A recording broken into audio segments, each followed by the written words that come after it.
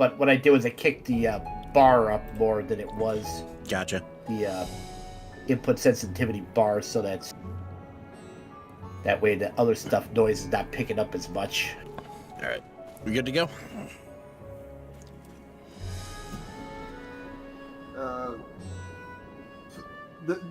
The food is literally going down the next street over, so it is getting here super soon. All right.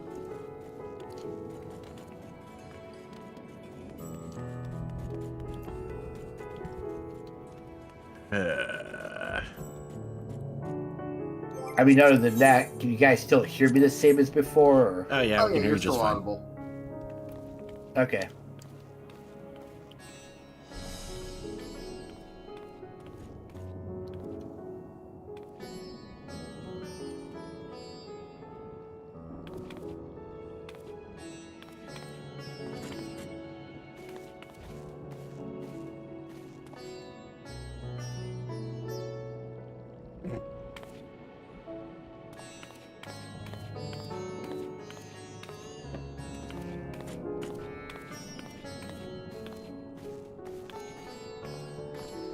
Ah, there you go.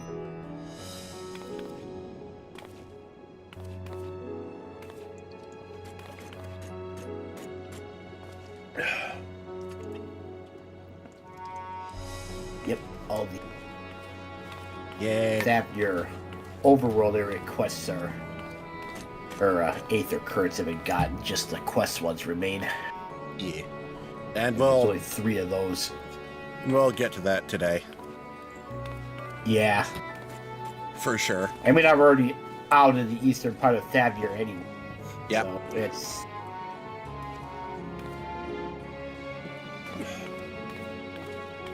And that music is still playing.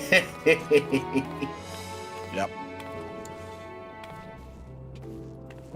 As I casually go around, shooting the shit or looking for fun stuff, you have the Doomsday music still playing. I'm just eager to get to the next map, honestly. Oh, yeah. If it's foggy, so fucking help me. Oh, weather-wise, you mean on that map? Yeah. Oh, yeah, I can't wait to get to map myself for more than one reason. Cough, mining and gathering stuff, cough. True. For daily turn-ins. Because Food I has can't... been gotten. Yeah. I cannot get that stuff anymore until we get to the next map. Gotcha. So is it just that you need the stuff, or you need to be the one gathering the stuff? Well, I suppose I don't need to gather the stuff, but since it's stuff showing up that's from that map. Alright. Worst case scenario, I could probably Basically, once we're done here, I could probably hop on my other character and grab it for you. I wouldn't worry too much about it. I mean, I get the dailies on that when I get to it, so... And usually when I do them, it's if they're gold star turns. Otherwise, I don't bother, because gold star ones are worth increased experience. Yeah. Alright. Food has been gotten. Yep. I take that to mean we're good to go then? Yep. Alrighty. I will stop dancing. Hello, welcome back Dance! welcome back to Endwalker. Yep. Shit's kind of fucked right now. Yeah, it really is. And part 5, it gets much worse. Oh no.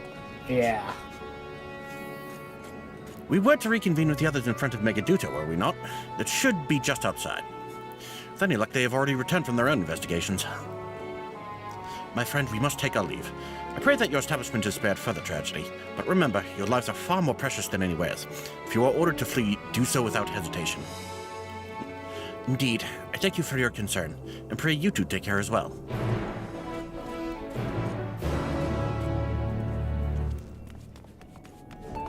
Alright. I am far too zoomed in.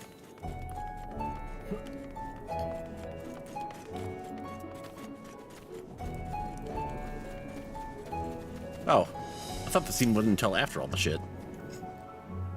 Alright. Wrong thing. Boop. There we go. There you are. You've spoken with the survivors. Indeed. We thought to share what we have gleaned, that we might together gain a greater understanding of present circumstances.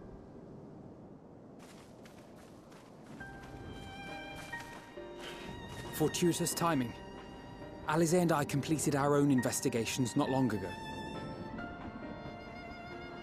Then we should take a moment to compare notes. Shall we begin with the two of you?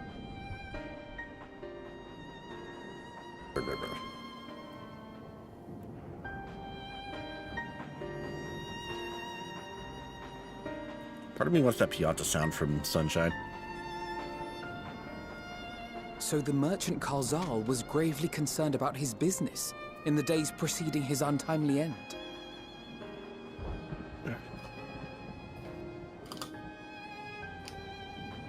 The tales we heard were much the same. The first victims to be changed into blasphemies were all overcome with anguish of one manner or another. Then those who saw their loved ones stolen before their eyes succumbed to a similar panic, setting in motion a chain of transformations. Fear, unease, despair. These negative feelings serve as a catalyst. If so, then it is not unlike the calamity that befell the ancients. With their creation magics, they unwittingly gave form to untold horrors.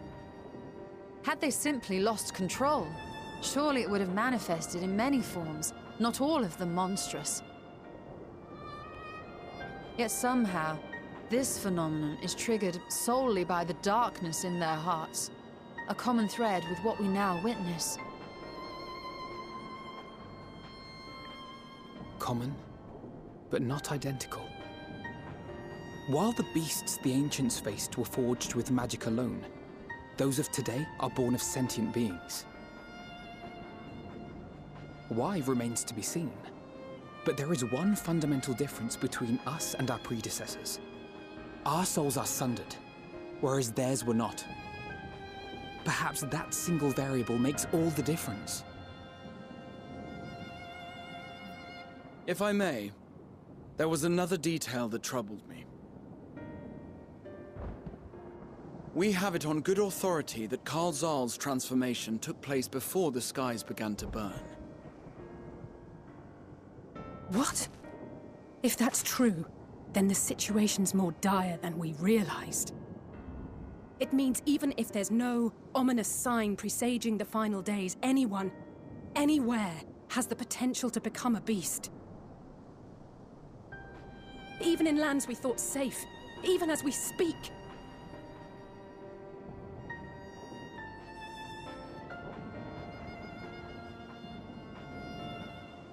Look! It's the satrap! The satrap! Thank the heavens!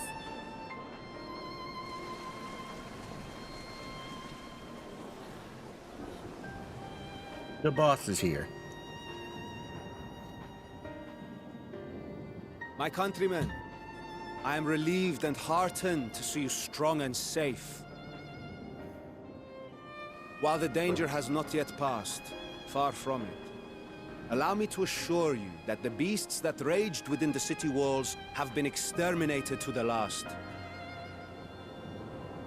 Outside this sanctuary, the brave men and women of the Radiant Host and our dragon ally continue to battle our unholy foes. I pray these tidings put your minds at ease and help you calm your hearts. Have faith that we shall soon conquer this terrible trial. Your Excellency, is there any word from Palaka's stand? My grandson was bound for there yesterday, and I worry for his life. We are still awaiting a report, but I promise you, as soon as I have aught to share...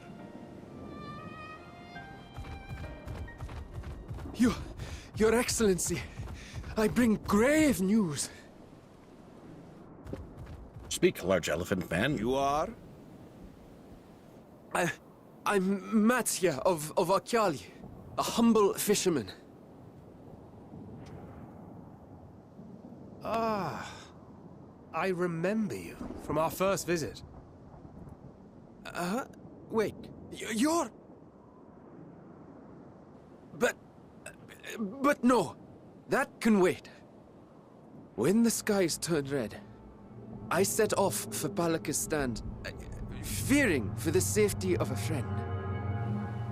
But as I drew near the village, I saw dreadful beasts all about. No! Gods have mercy! Your Excellency! Save my grandson, I beg of you! We will spare no effort to save all we can, but you must remain calm. Calm? You tell me to be calm? You saw those beasts? They tore our bravest warriors limb from limb! What if we are too late, huh? They catch him, sink their fangs into him? The fangs! The screams! And then... Get away from her, now!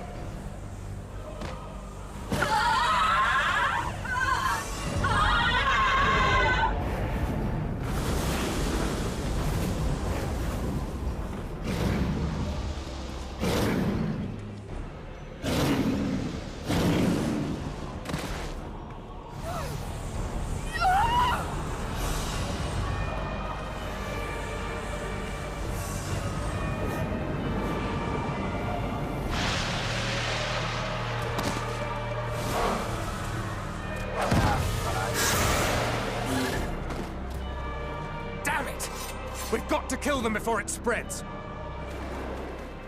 We'll handle this. See the townspeople to safety.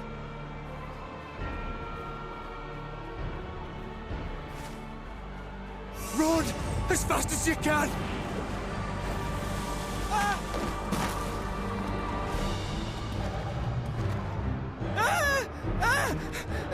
No!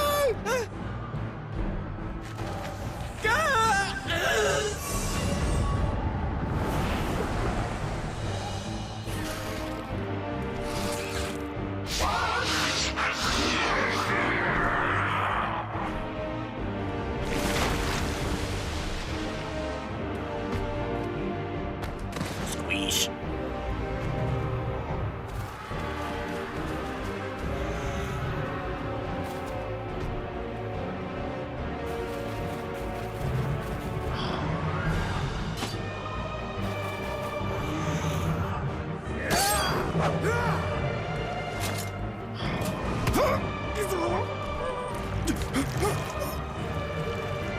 Vitra, our people, you must save them.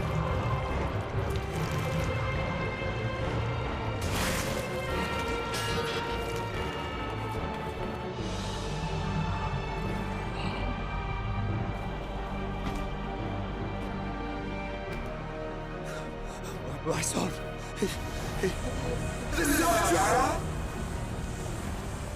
Enough. You must run. Damn. Not how I For their expected sake him and to go your out. Nope.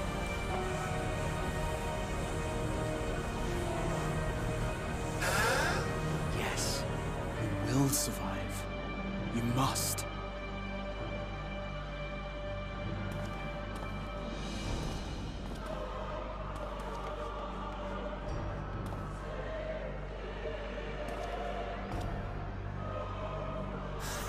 Okay, good to know the aura showing up is not the point of no return. Yep.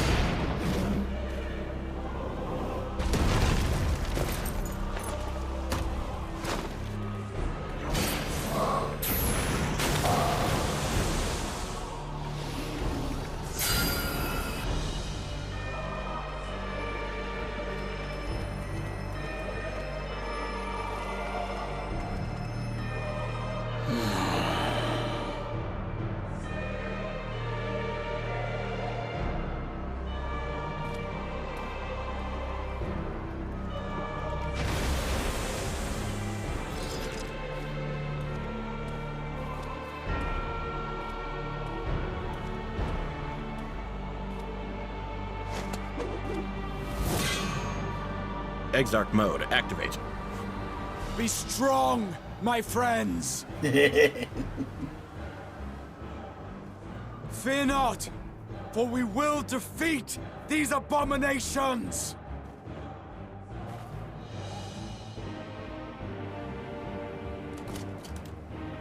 Brave men and women of the Radiant Host, lend your Stola and Thancred your aid. Let not a single beast escape. The rest of you, flee this place. Carry the wounded if you must. Head indoors or underground. Above all, stay calm. No beast will follow you. We will see to that.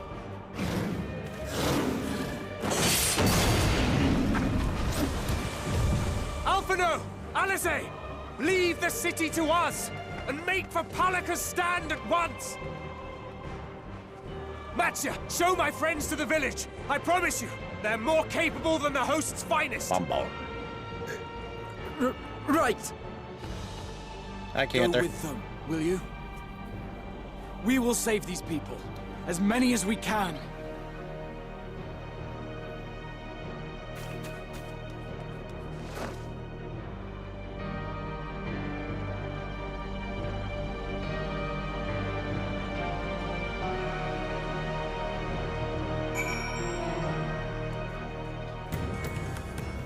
That is the wrong controller. Hold on.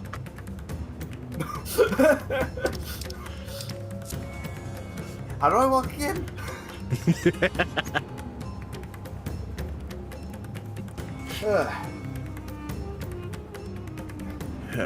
Man, yeah, things definitely went to shit real quick. Good Oh, lord. yeah. Yep.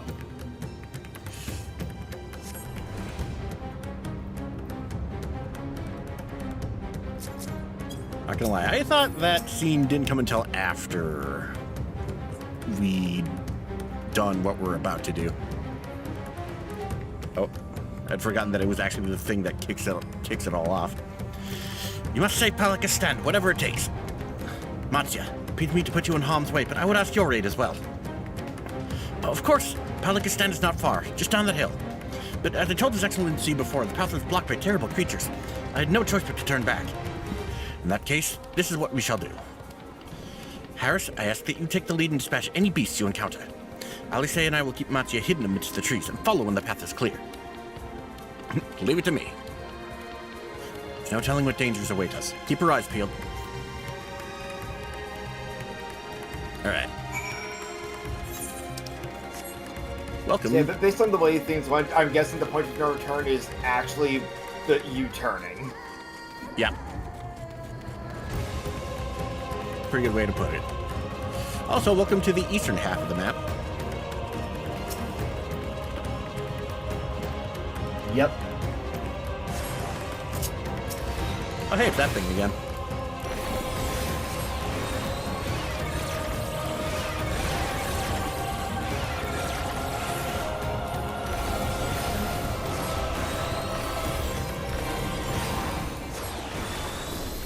Same bullshit.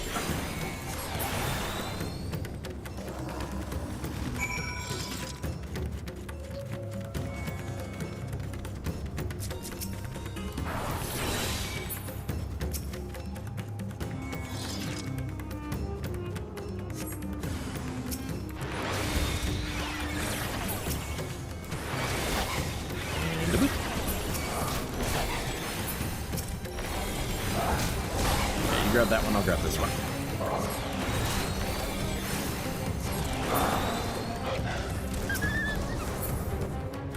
Alright.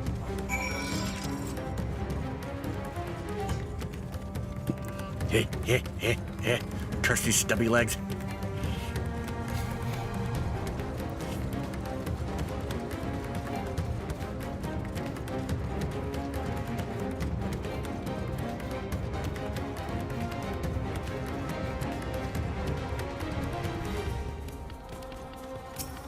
And cutscene. Lala. That is what I am, yes. It cannot be.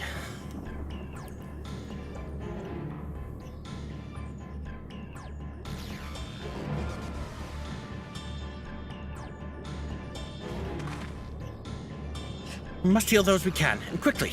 I see no beast, but stay on your guard. You and your short legs.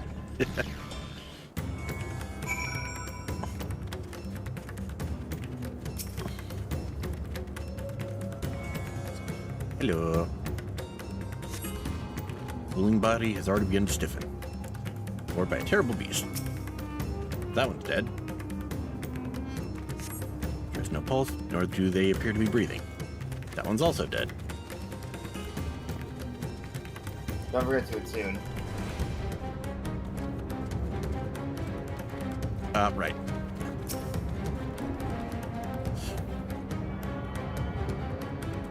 Almost forgot. There we go. Alright. Though the villager's injuries do not appear to be life-threatening, he does not respond to your efforts. His breathing grows more ragged and shallow. His vacant eyes are those of a man who has lost the will to live. Even if I wake, the nightmare goes on. Now, leave me to sleep. Call out, but the man does not respond.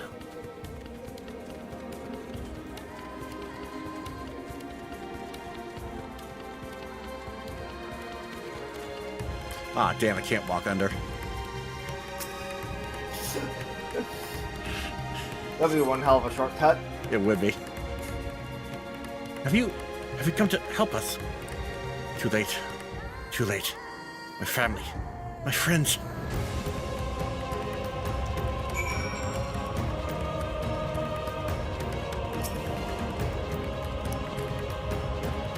The horror. Well, these are the only villages who survived. I only hope the others managed to flee, but if the rest have been turned to beasts, why the 12th? Let us do what we can to see that the damage spreads no further. No matter what comes, we must keep our spirits high, lest we ourselves suffer a similar fate. Maybe that we might live. I can tend to the rest. Frey, look after Matsya. No doubt what we've seen here weighs even heavier on his heart than ours.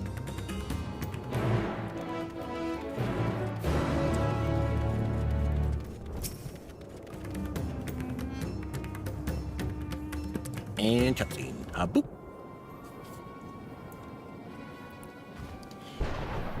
Oh, Harris! Harris!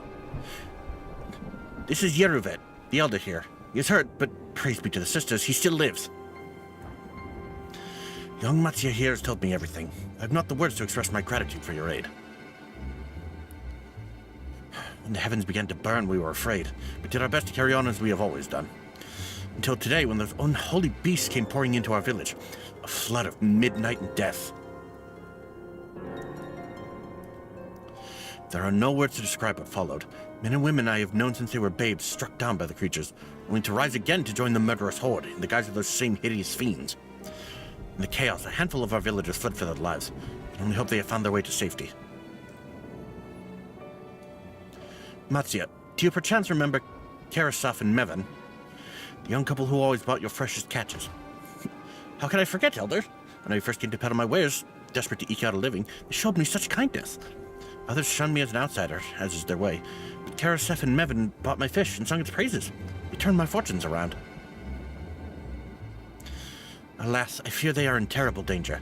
Saw them running towards Agama Temple, one of those beasts in close pursuit. They had their child, still but a tiny babe. To elude these fiends while caring for one so young is an impossible task, surely. I beg of you, go to their aid.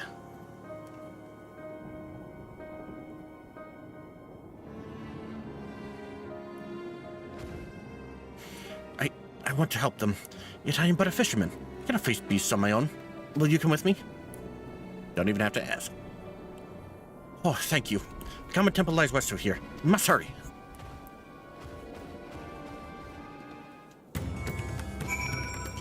Off to the temple. I keep forgetting we can summon those on the move now. Yeah, that habit's gonna be hard to break. Yeah, especially when you've been playing it for 10 plus years.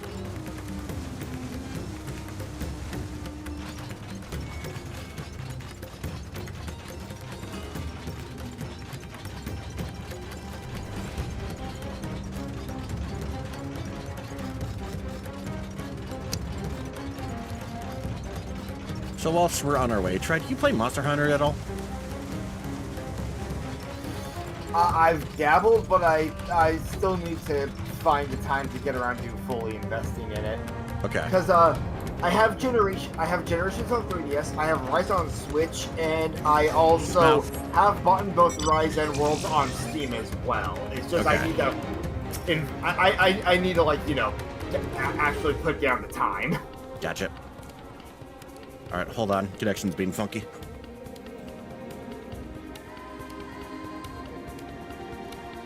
Come on.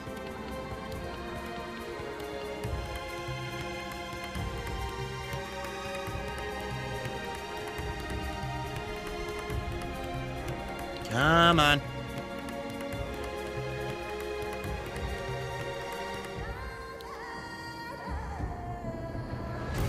I'm not restarting my internet in the middle of a 14 session.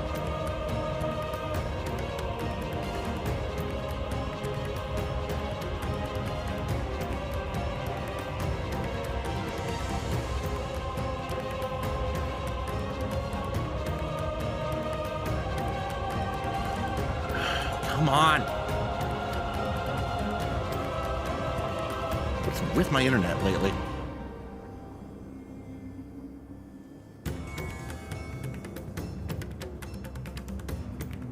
Just dropping frames like crazy.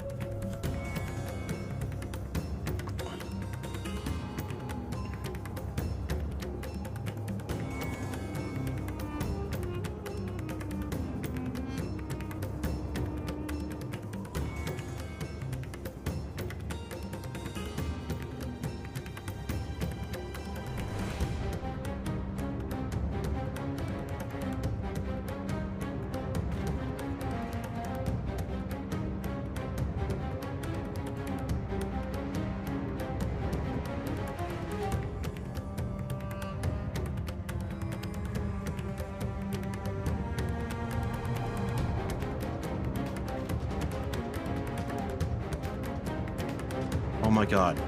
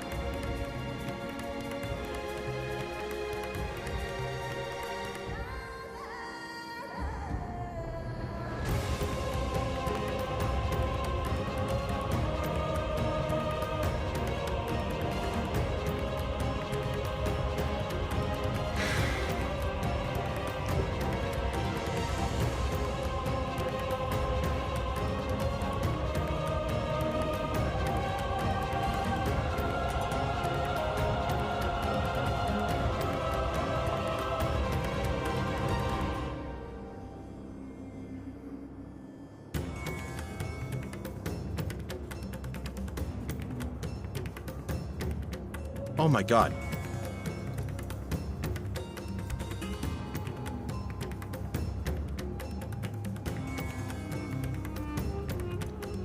Alright, I mean.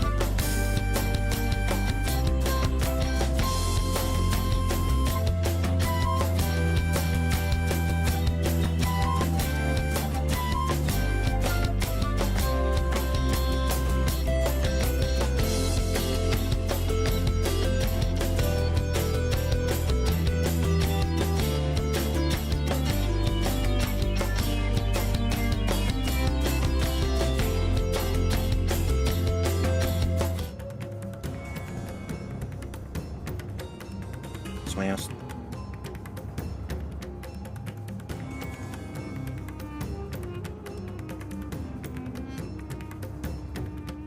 you are. There you are.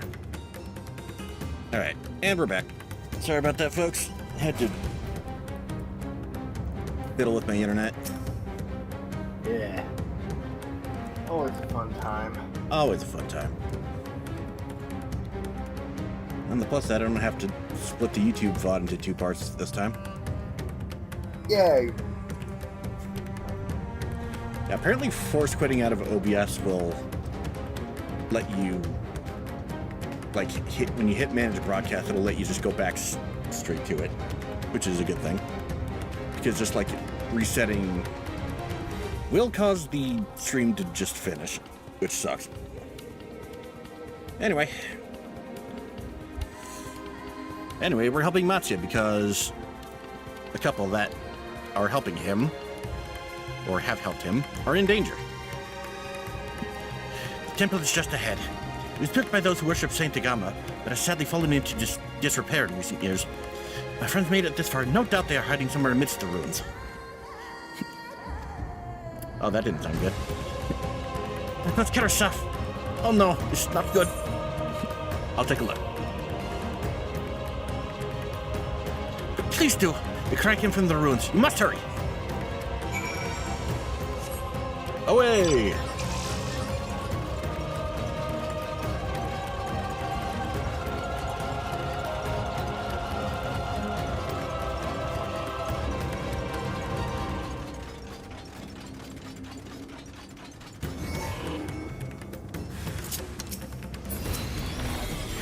And it's these dickheads again.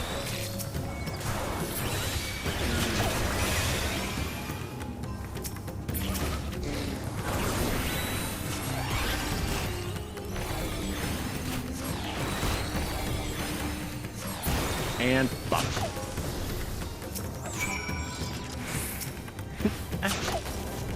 Oh, fucking monkeys.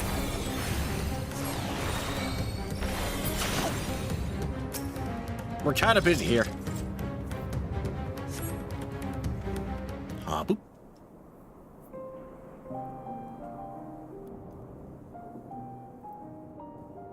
The man lies motionless on the ground, bearing a grievous wound.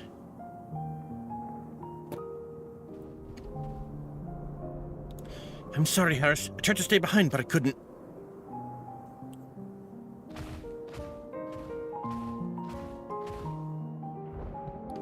No, cannot be.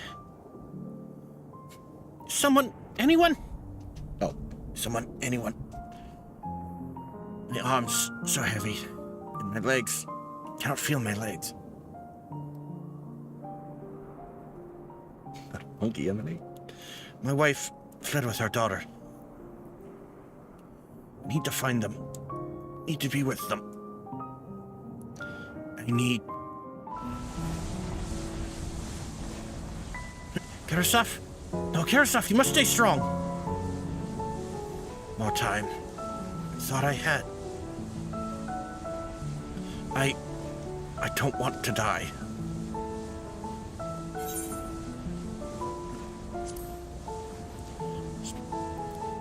Speak to him.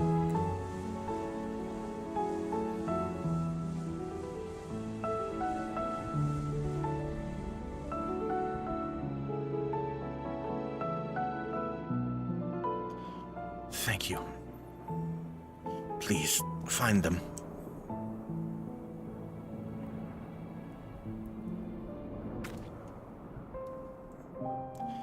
Mevan still lives, and she has their child.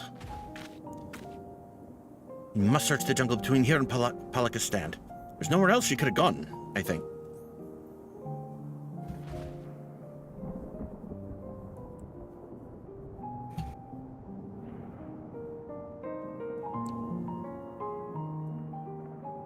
Forgive me, Karasaf. Once we have saved your wife and child, we will return and lay you to rest.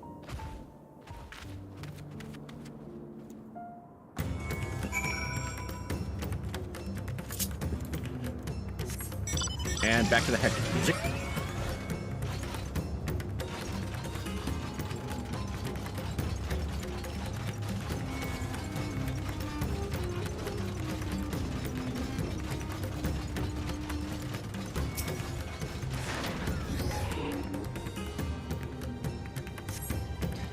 See no tracks or other signs of recent travel. Mevin and the child must be elsewhere. Wrong mount. Here we go.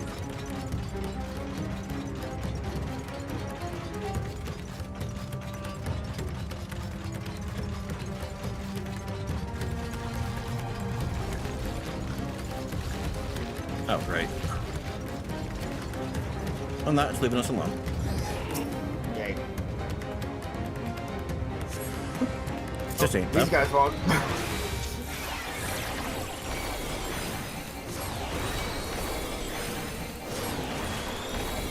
Don't know who to attack. And laser. Heck, bleh.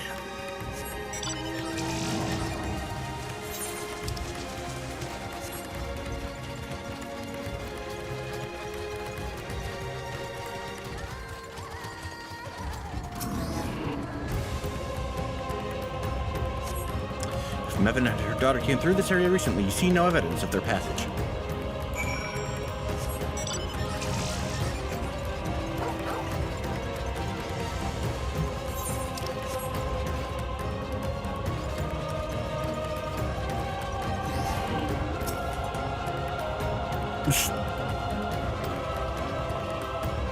Did you see any sign of them? I found nothing. Neither did we. Perhaps the beasts have chased them farther from the village. God above, I beseech you. Pray deliver Mevin and her little one to safety.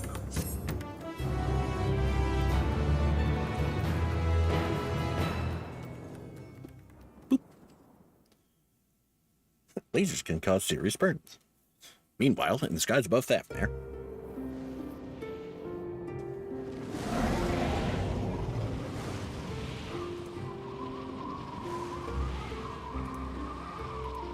no more enemies to trouble us here.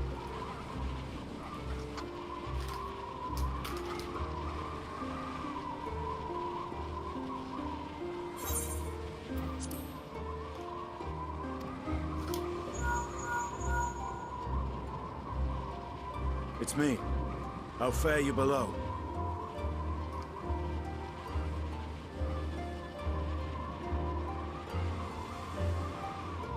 Understood. I will inform Vritra. Chaos and panic sweep Raz-at-Han, and many more have succumbed to the transformations. Amidst the fray, Ahawan fell, protecting a grief-stricken father.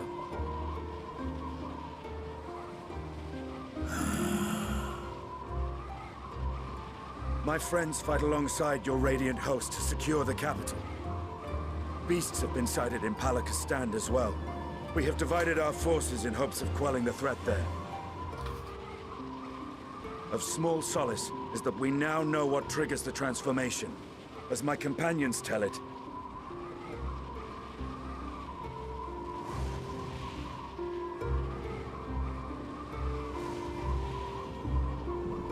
So it is the very fear and despair in their hearts which inflict this abhorrent punishment upon them. A nightmare from which my children will never awake. O capricious and cruel fate, they are undeserving of such condemnation. will you wallow in sorrow or rise to the occasion? Raz-at-Han is leaderless. Before he passed, Ahawan sought to reveal the truth to his people. Honor his wishes. To what end? To breed a new conflict between dragon and man. These claws could reduce thee to shreds with a touch. These jaws crush thy bones to dust. Only through my proxy could I walk with my children. Without him, I am a bringer of fear, no different from the beasts which beleaguer them.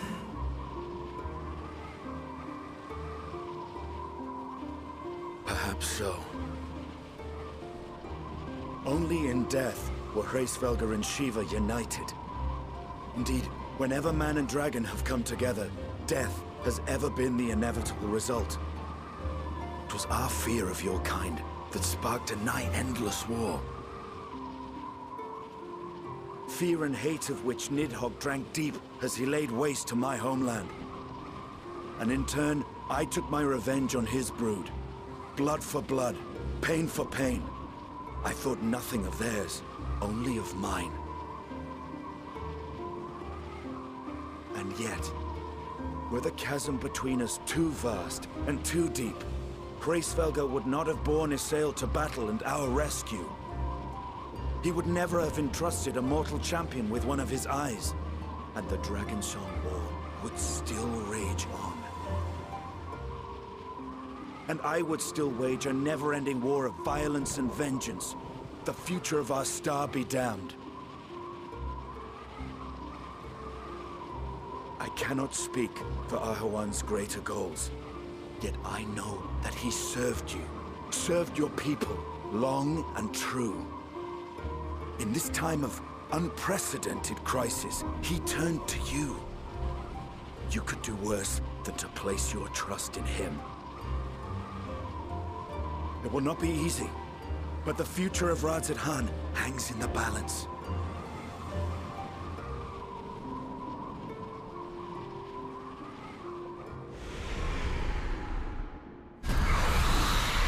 We have company. God, I love the way Stydion's arc has gone. Yeah.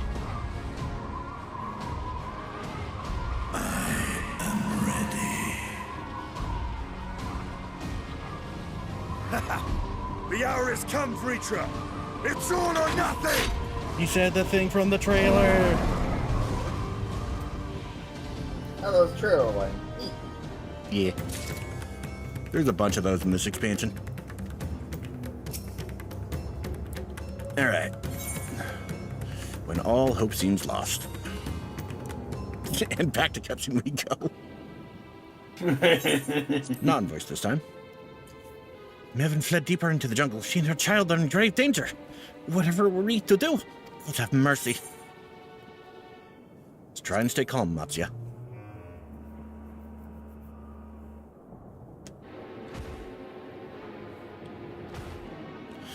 But how can I at a time like this? They could be dead.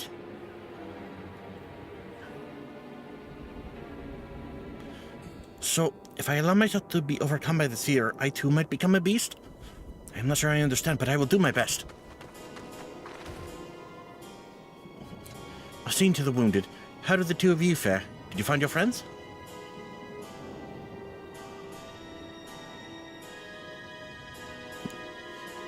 Well, we found one.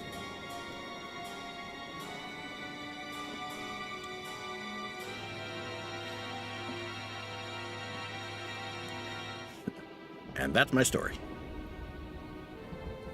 I see. In that case, let us help you find the mother and child. Before we leave, we must ensure the village will be safe in our absence. Alice and I will patrol the area and search for more beasts. Would you and Matsya speak with Elder Yervet? Pray explain to him the situation and join us as soon as you're able. Can do. We will save Mevin and her child. We can do that much for Karasov.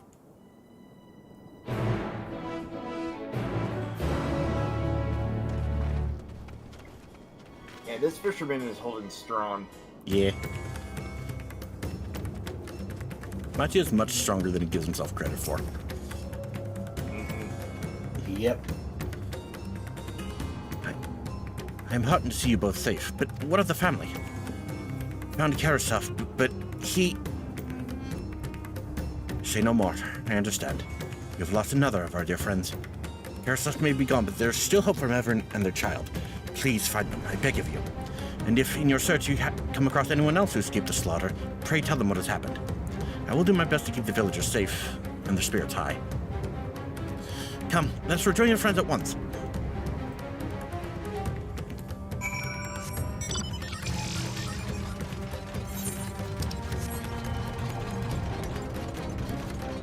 And up the stairs we go. Hello. I'm pleased to report that the vicinity appears to be beast-free, no doubt thanks to your earlier efforts.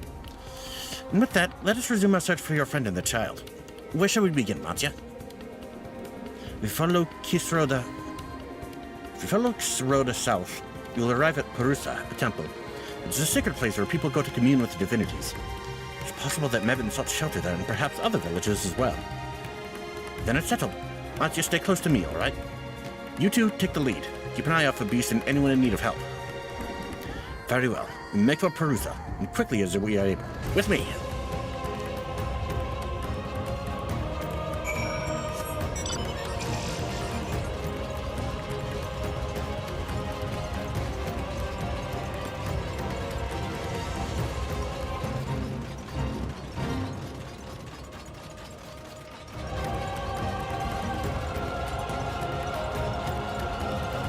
I see a purple circle over there. Yep.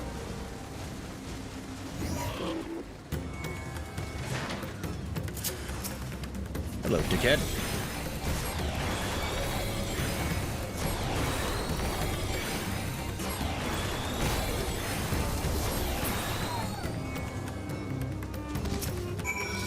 Hello, random person. Thank you. Thought I was done for. Mevin? She's a friend of mine too, but I have not seen her. She must still be out there somewhere trying to avoid the beast. And it's a child. Gods. Well, enough for me. I can make my way back to the village on my own.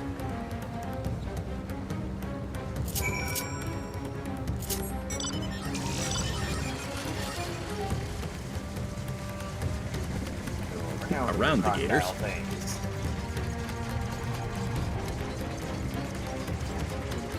I see an elephant man. Hello. Paris, wait. Parusa lies just up ahead, but something terrible has happened. Beasts have come, and many have already been killed. Alpha and Alice have gone to do what they can, but there are so many. More than I can count. You must be ready.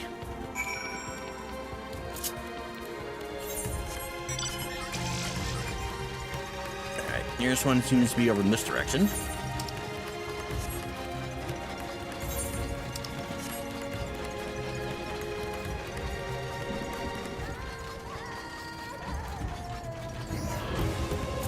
Monkeys all around. Yeah.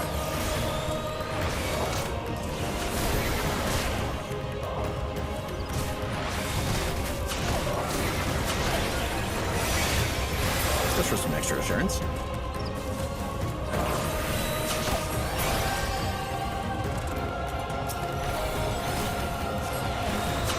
Get a Holly. All right. And you're back. Oh, another one.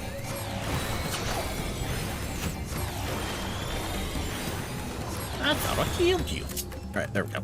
Let's see. Next one is down this way. Yup.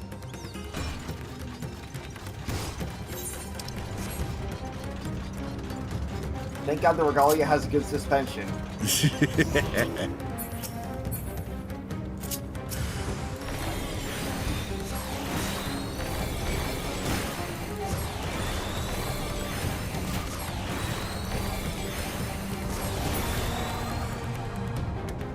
Still don't understand why those birds have old man face.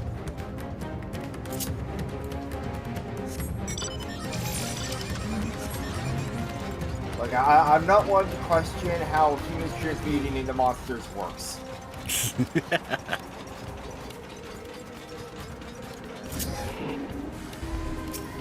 Hello. We are here to save you.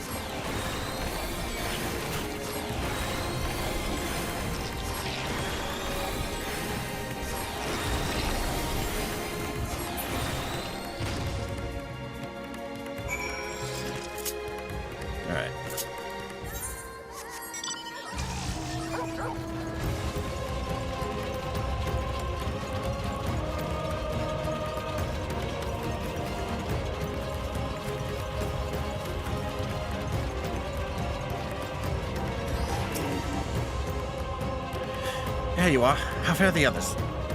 We managed to save a couple. I see. Seen to all the beasts in sight. In that case, let's have everyone gather in front of the temple. And cutscene.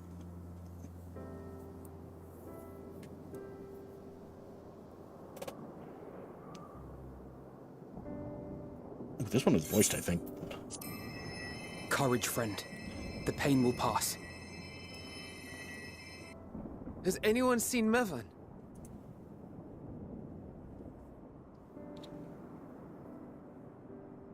Where could she be?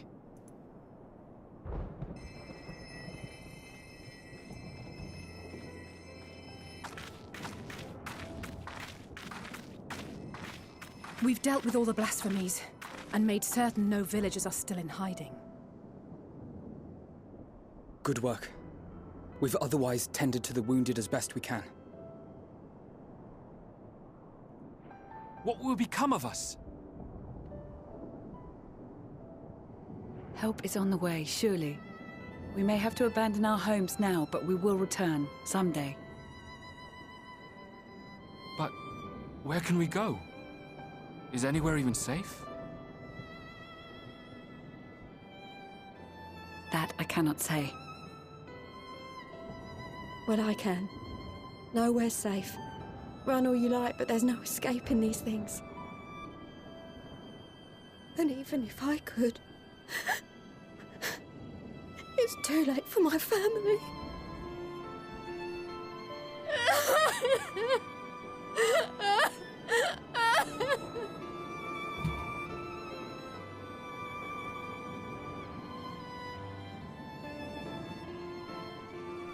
This isn't good. The more they dwell on the tragedy, the more likely we are to lose them too.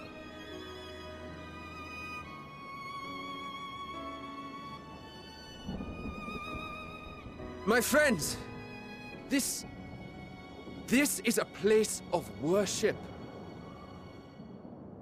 Should your heart quake with sadness, cast your mind to the heavens and remember. Remember the teachings of the old gods. Did they not implore us to stand fast when waves of sorrow break against our shores?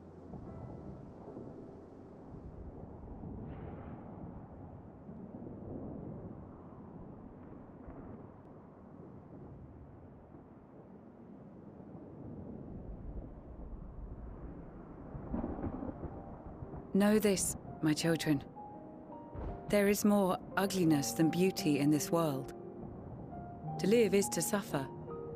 To drink of calamity and drown in anguish. To toil and be tested, always and ever.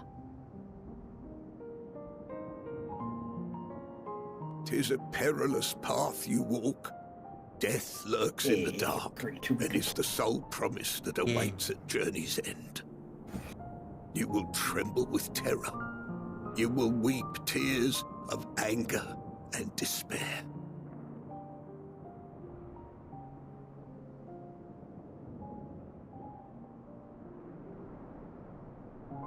But do not avert your eyes. See your life for what it is. Then will you see how the hardships make you strong.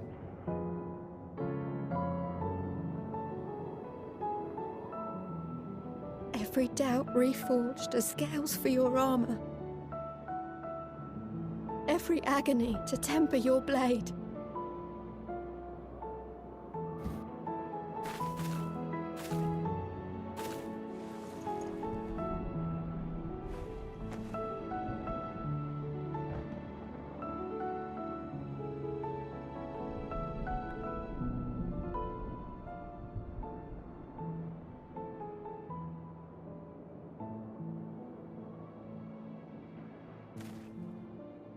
Thank you, lad.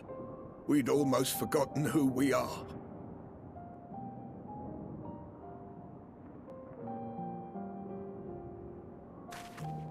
My undying gratitude to you as well, my friends. You were searching for Mevan, no? We must return home. I pray you help the boy find his friend. Gladly. We dispatched what beasts we could, but the roads are still dangerous. Stay together and go in safety.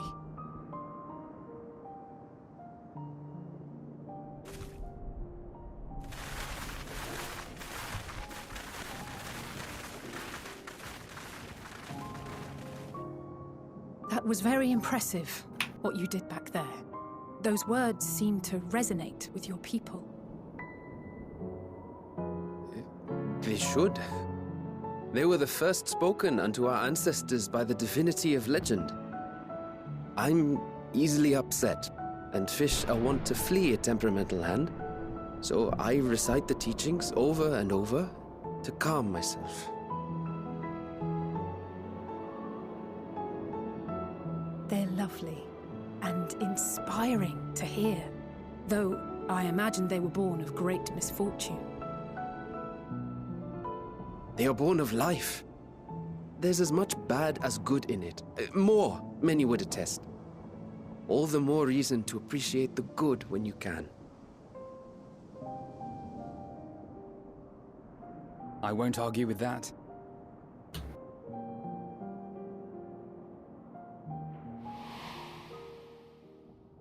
In darkness, seek joy. Surrender not to sadness, and see beyond despair. Walk free, and bear the light for others to follow.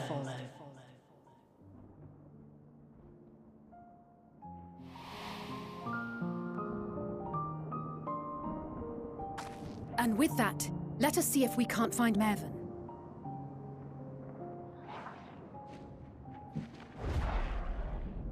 All right.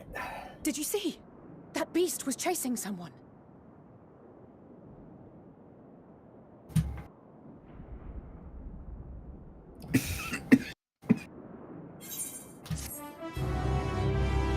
Beep, beep, beep.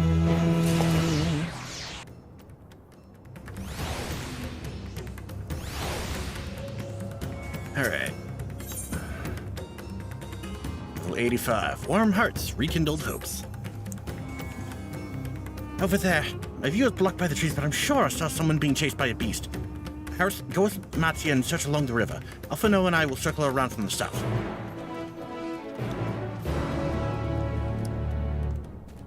Alright, time to chase down this motherfucker. Yep.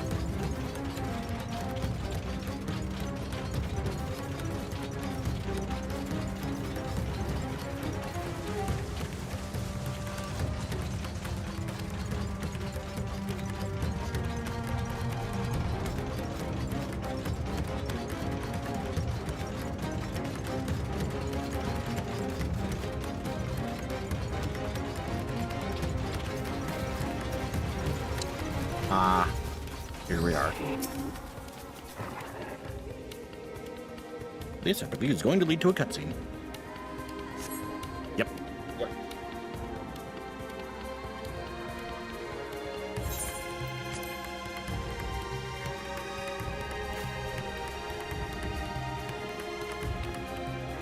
This one voiced?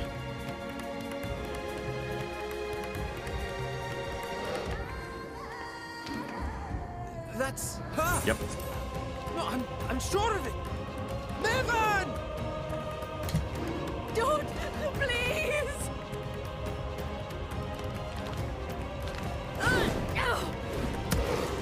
Bonk.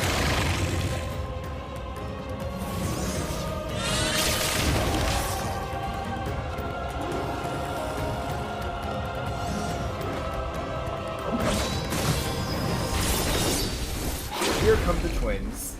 Yep.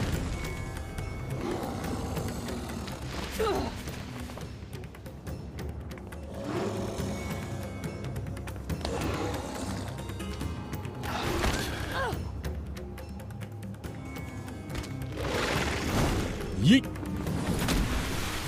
No! God have mercy!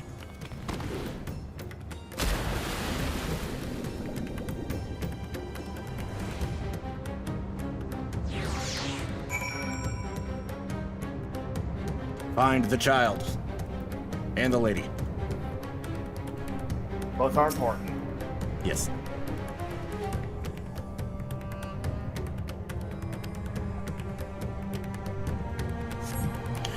Mevin's lifeless body floats before you, battered and broken.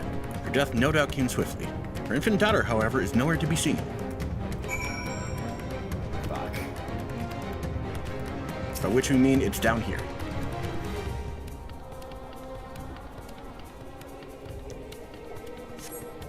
Take the babe into your arms. If she yet lives, you cannot tell, but she will surely not survive unless you carry her to the surface at once.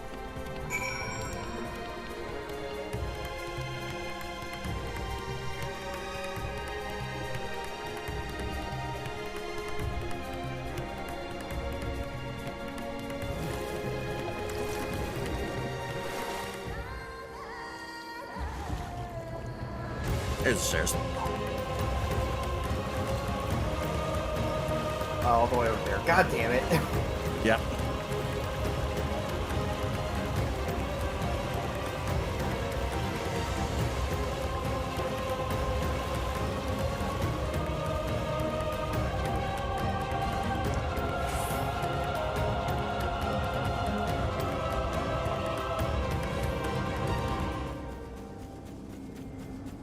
Yeah, let's go around the monkeys. Yeah, I've fought enough of them already.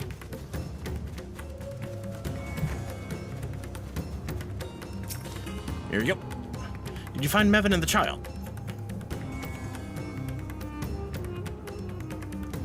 Damn it all.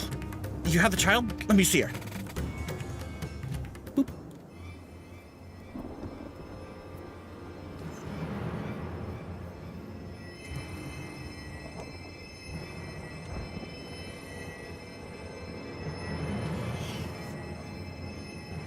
She's so cold, Alphino. The child is alert, and I see no wounds, and yet... she grows weaker. My spells can do no more. What she needs is a change of clothes and a warm bed. We must hurry back.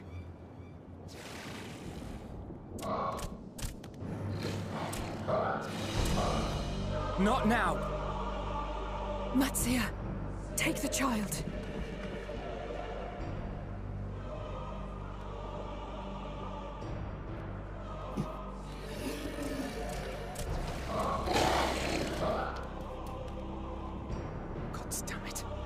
It appears we've made enough noise to be heard for miles around. More will be upon us ere long. We make our stand here. Mattia, can you take her back to the village? But the child, all by myself. You can't be serious. The beasts will follow you home unless we stop them here. And so we shall. Be strong, Matsia. Her life is in your hands. Right. I can do it. You got this, Elephant Man. I know you can. We'll keep them busy, Matsia. Go! Quickly!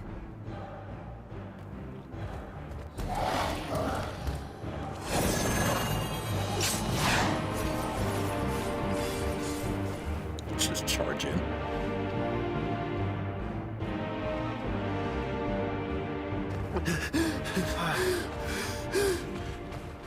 Steady. You know the way.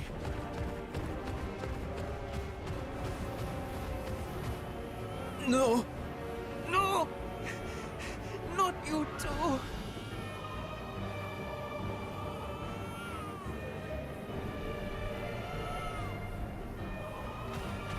Don't be afraid. Don't be afraid. To live is to suffer, to drink of calamity. It is a perilous path. Death lurks in the dark.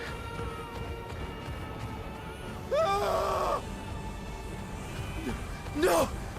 I'm not afraid! I'm not afraid! Ah! Do not avert your eyes. See your life for what it is. See how the hardships make you strong. Every doubt reforged.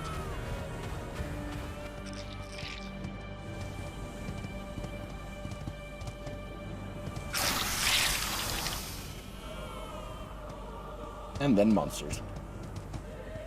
Every agony.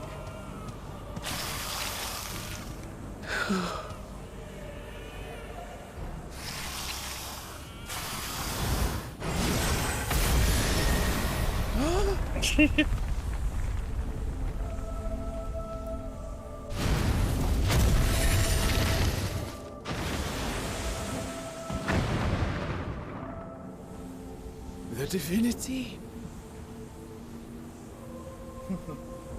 Here he comes to save the but day. one would deliver thee just the same.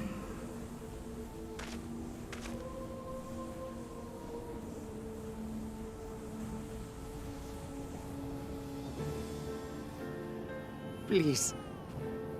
You must save the child.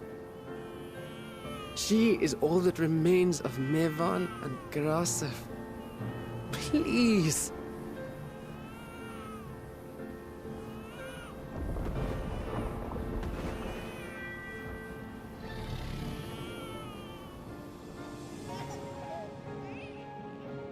Well, well. Seems the babe's taken a liking to you.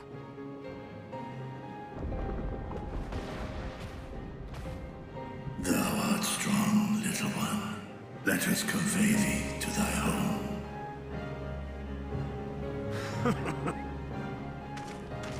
I spied our friends as we flew in. They appeared to be holding their own against the Horde.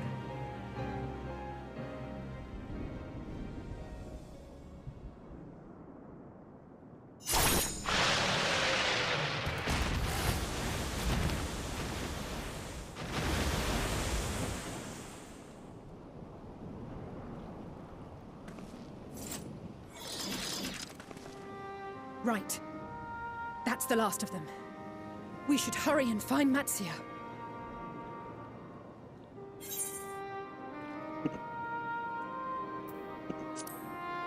He had help from on high.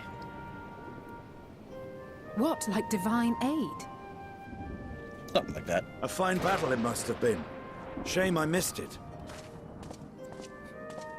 Estinian, it was you who came to Matsia's aid.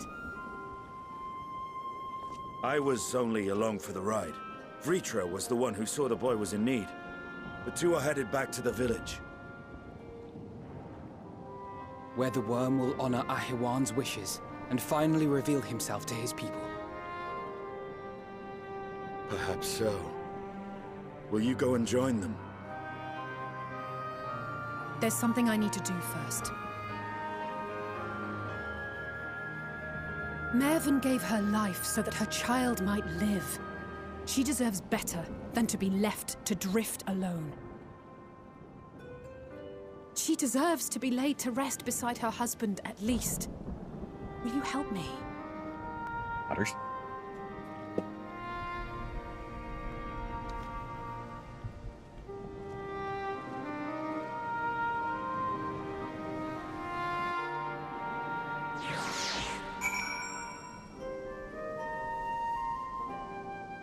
Be strong, elephant man.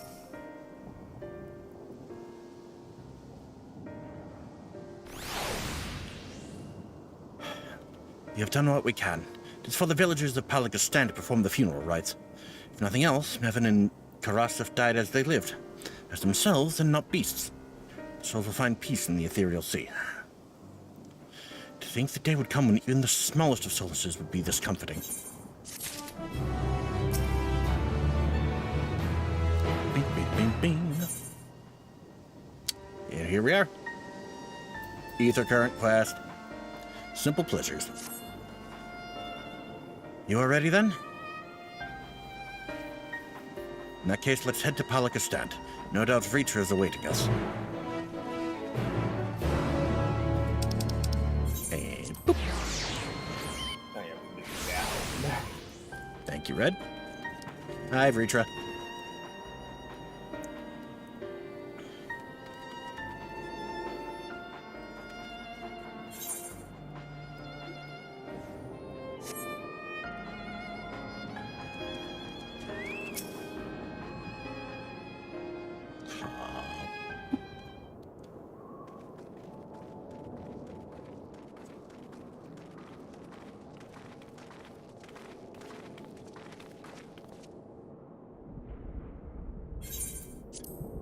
Rest easy, for all is well here.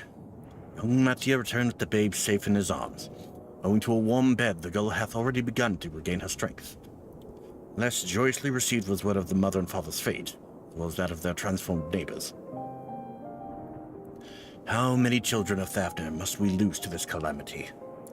Mothers and fathers, brothers and sisters, sons and daughters. Every death another void that can never be filled. We who survived them must carry the weight of their memory, as we strive to regain a semblance of what we have lost. Karasov and Mevin's babe is a child of Thavner as well. I thank you for returning her to us safe.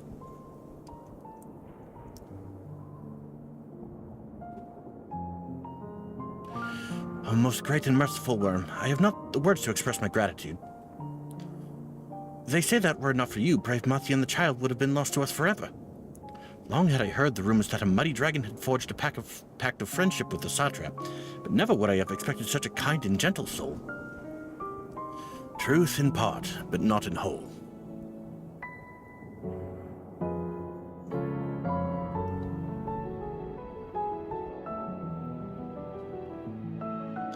I am Vritra. For years uncounted hath this isle served as mine abode. An isle I have ruled over as satrap, with Ahewan as my loyal servant. Are my ears to be believed? You were the true satrap all along?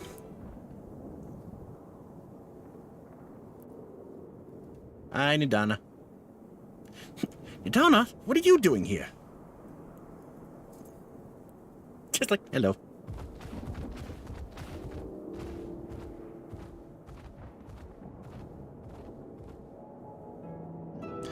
I heard from the Radiant that you had gone to help the people of Palakistan in their time of need, and so I and several of my colleagues from the Great Work came to offer our services. The alchemists have already brewed up some potions for Mevin's daughter. But enough about us. You and your role are a far greater enigma. If you were the true satrap all along, could it be that young Varshan was created to serve as your emissary? Thou didst suspect the boy was but a simulacrum.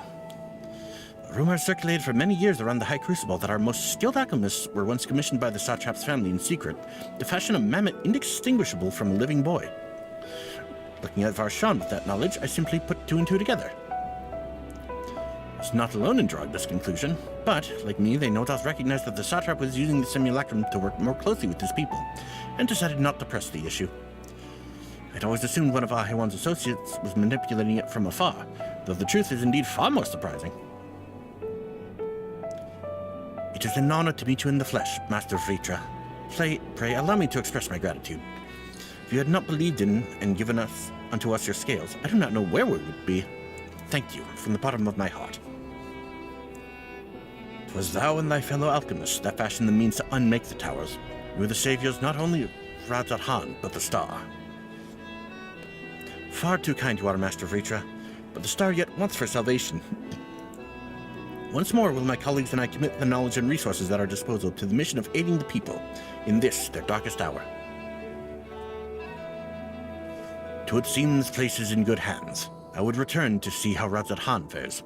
What will you do, Scions? I worry for the survivors we met at Perusa. Shall we pay them a visit before making our way back? In that case, might I ask a favor? Nothing too burdensome, I promise. This way. It's like, all right then.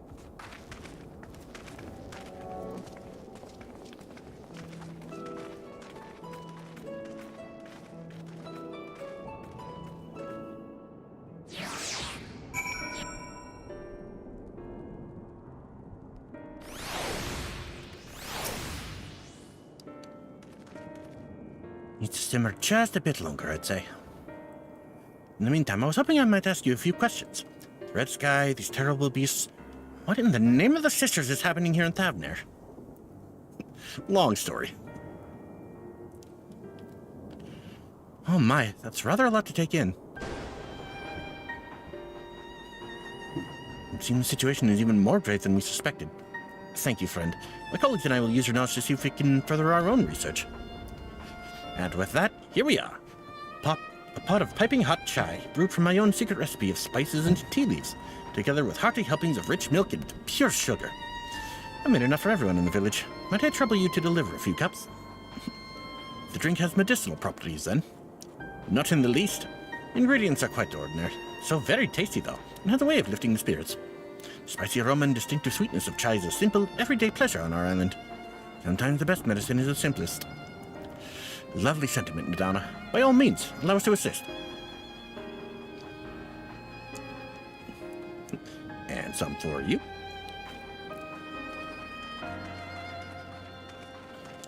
While you lot distribute hot beverages, I'll do a soup for Aaron Peace to slay. Far less arduous task, no doubt. When you finish, look for me at the Wakeful Tirana. Alright. Immediately went over here. Look at them all, lazing about. So there is. Knowing full well the beast might strike again at any moment. Do they not realize their lives are in danger? Well, I, for one, intend to survive. I'm too young to die. Yes, I'll leave this island behind if I must. But where would I go? Is anywhere safe these days? Hot chai.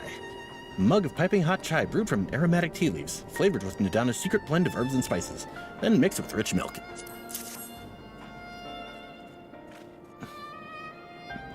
A cup of chai? Can't you see I have more important things to worry about? No, you're right. It is precisely in times like this that we must strive to remain calm and steady. I do believe I'll visit the Elder and see what needs to be done. If there's any way I can aid my village and my friends, I will do it. Right.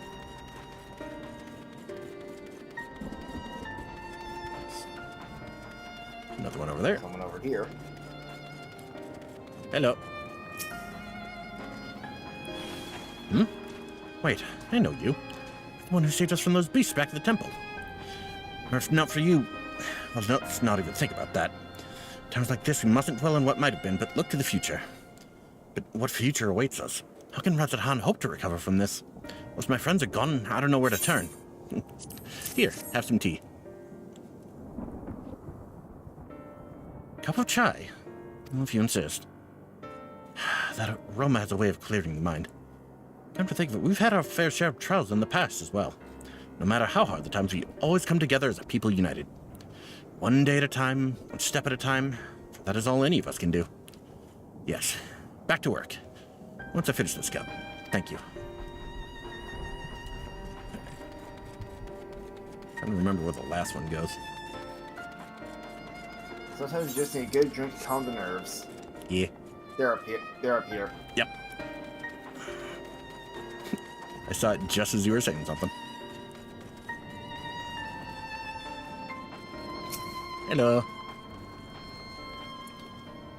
I'm sorry, I just want to be left alone. My best friend and I, we fled the village together. One of the beasts took him and it was all I could do to run. All the while I could hear this monstrous voice screaming my name. Here, have some tea. This is from me? We used to drink chai together often. Shared stories over steaming hot cups after a hard day's work. Thank you, friend. The pain may never pass, but I must press on all the same.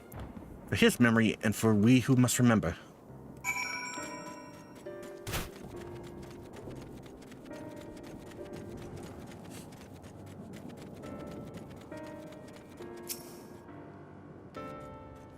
And boop.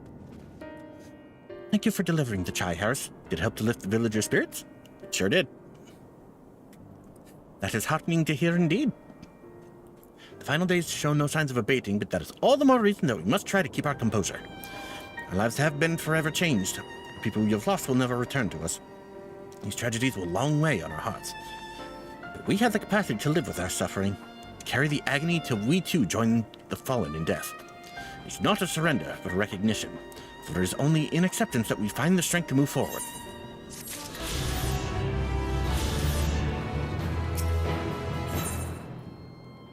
Alright. Under his wing.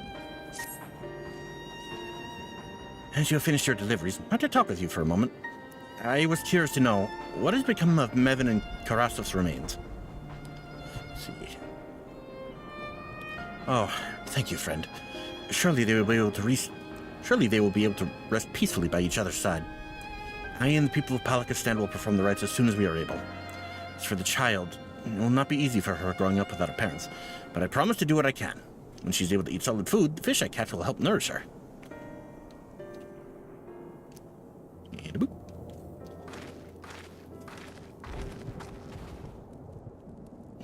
Well, we finished delivering the chai. I do believe everyone has a piping hot cup. I almost believe there's some magic at work, but the tension fades with every sip. Let us pray that Palaka's stand has seen the last of those transformations, at least for now. They are still at risk, as every village in Thavnir, like as not. Still, I trust we can leave this place in the care of our friends from the Radiant and the High Crucible.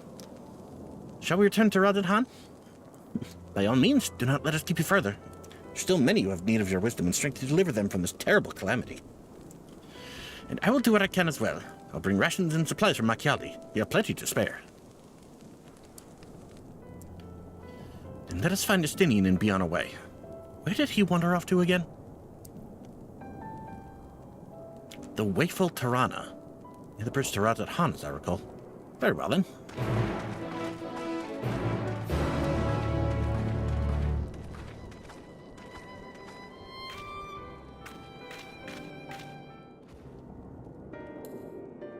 Yeah. Maki was really put through the ringer here, good lord. Yeah. MVP. Alright. Just gonna grab this quick. Yep. Yeah. No, I don't think this is an Ether current quest. It is not. Well, if it does what I think it's going to do, I'm gonna pick it up anyway. And deal with that later.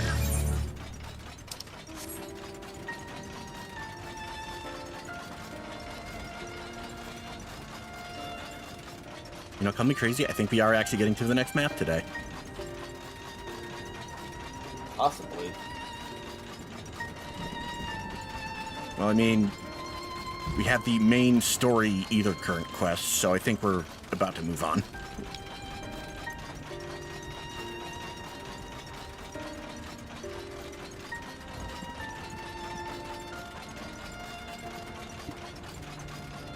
Hello. Alphino told me everything. Full glad am I to hear the people are safe. Likewise, you'll pleased to know I found no evidence of lingering beasts in the jungle and ruins. It seemed you finished off the last of them.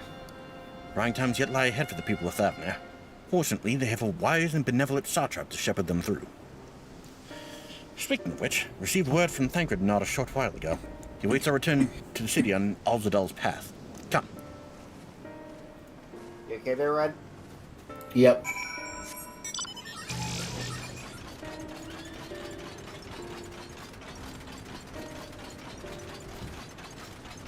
Long bridge is long. Yep.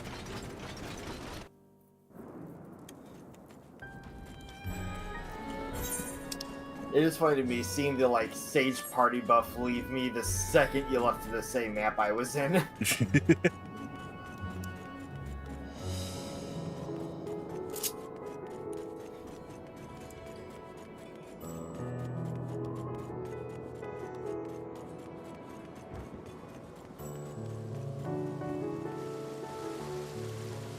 Apparently entering the city fully resets my red mage gauge.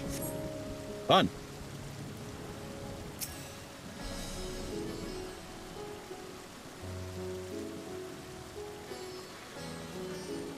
It's good to see you safe. Given the skies, it is all too easy to fear the worst. I am pleased to report that we succeeded in quelling the threat here in the city. The beasts have all been felled and the citizens are safe for now. I've also heard from the Radiant that an important proclamation will be made in the city square, though they said no more than that. Might you have any idea what this is about? So Freetra's finally coming out from behind the curtain. I suppose we too should hear what he has to say. To make a duty then. But before that, it would appear that word of the assembly has not yet reached all the citizens. If anyone along the way seems unaware, we'd best enlighten them.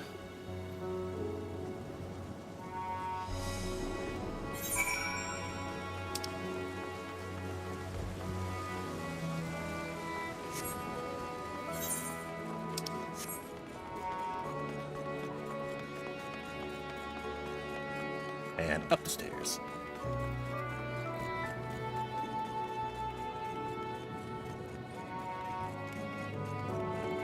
Hello. Are the beasts all gone? I've been hiding and I'm too scared to go out and look. Oh, that's a relief. I thought one of those beasts was gonna eat me. Wonder where Varshan is. He's the slowest runner. I hope he got away. Could be with the other people from the palace. Maybe I'll see him in the square.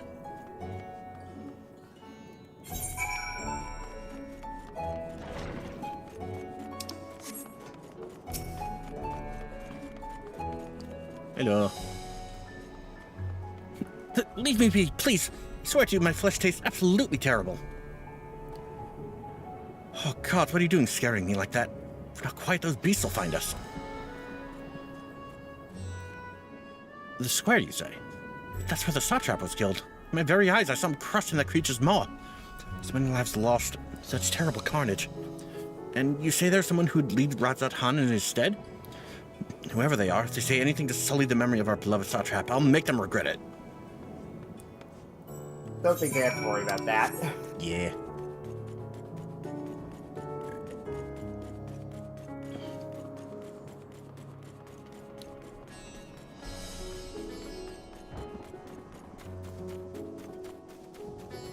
And now for this cutscene, which I believe is voiced.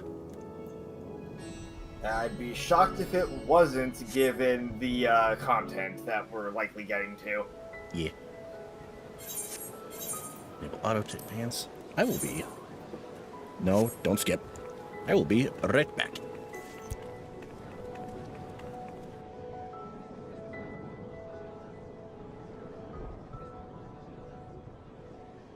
Look! Someone's coming!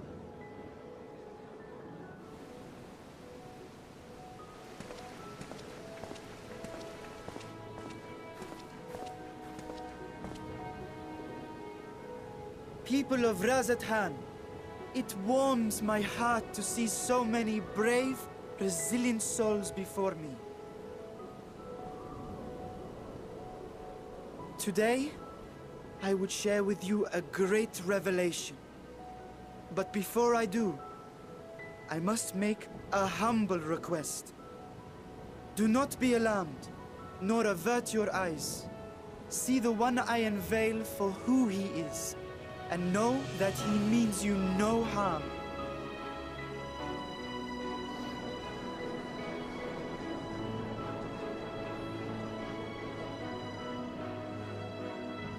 Very well.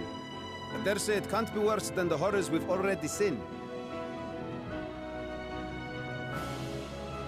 Many thanks.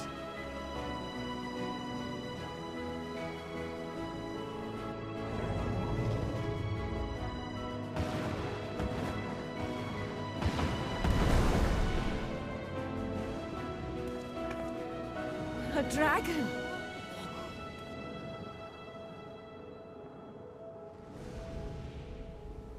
Wow!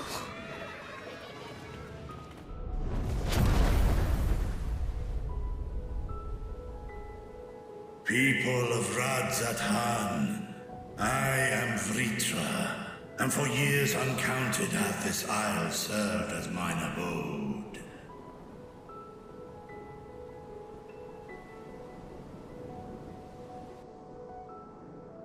'Tis as the satrap's ally I am known.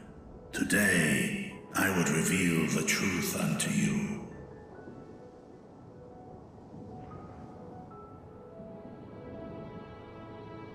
Let us hope they accept him.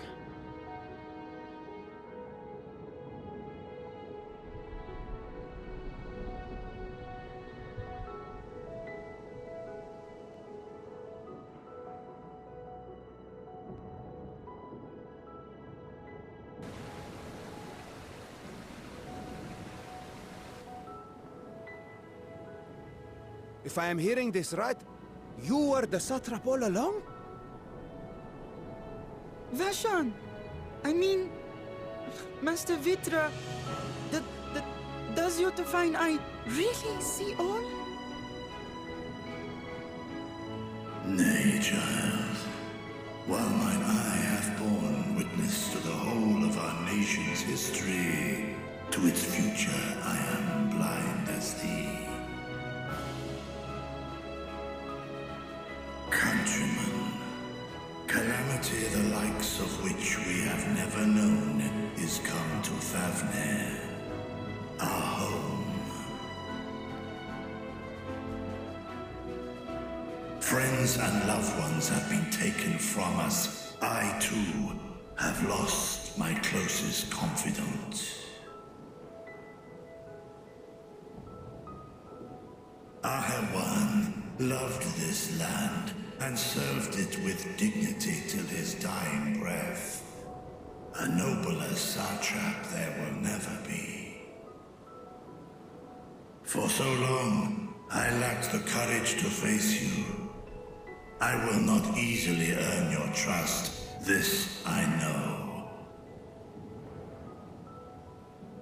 And yet, I cannot sit idly by and abandon Radzat to her fate. A font of boundless vibrancy, this jewel of the ocean. Since time immemorial, hath she glittered with every color imaginable. To this dragon, slumbering in his dark lair, 'twas a mesmerizing sight, and one that brought no end of joy to my heart. This calamity hath stolen too much from you already, yet so long as you live, the light of Radzat will never be extinguished.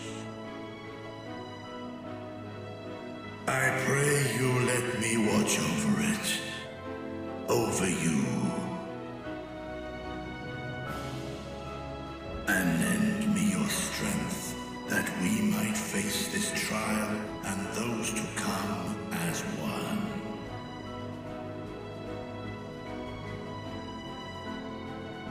I do not know you, dragon, but I thank you for speaking the truth to us. As divinities, both Manusha and Riga once joined together, so too do I believe that hand in hand, we can overcome this ordeal and welcome an era of peace.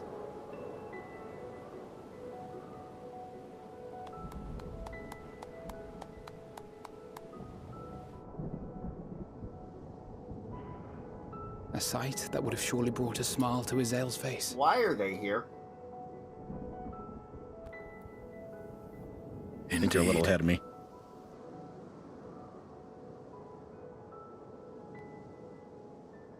There we go. And then suddenly the forum. Excuse me, but I must speak with the satrap at once. Unfortunately, you're a little late for the we can get through this speech. Father!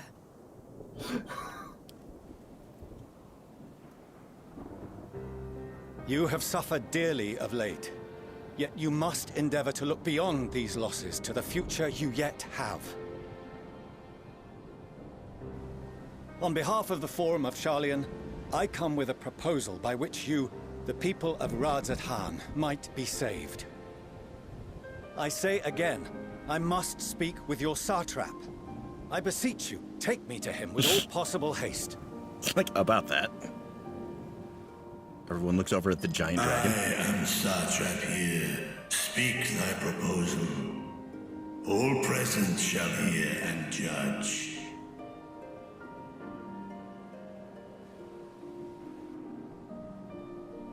He's just like, If I have given offense, then I apologize. First, allow me to share with you what knowledge we have of the phenomenon responsible for your woes. The final days. 'Tis an affliction of stagnancy and rot, sown into the currents of the star. Though the first prominent manifestation was here, in Thavner, it will invariably spread to every corner of the world. The Forum was forewarned of this apocalypse several centuries ago. Thenceforth, my predecessors sought to prepare for the end times in the only conceivable fashion, by securing a means of escape. Stop it. Escape the store? What madness is this? 'Tis by no means madness. With the coming of the 7th Umbral Calamity, the true nature of the Red Moon, Dalamud, was revealed. That it was an artificial construct of ancient Alag.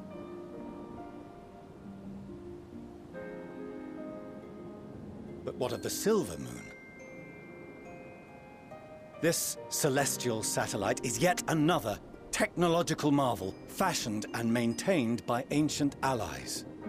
A ship that will sail the heavens and deliver our people from destruction. And by our people, I speak not only of Sharlayan. We mean to save every man, woman, and child it is within our power to save. Including you, our dear friends of Radzat Han. Recent events necessitate adjustments be made, and quickly, but we can and will escort you safely to the moon.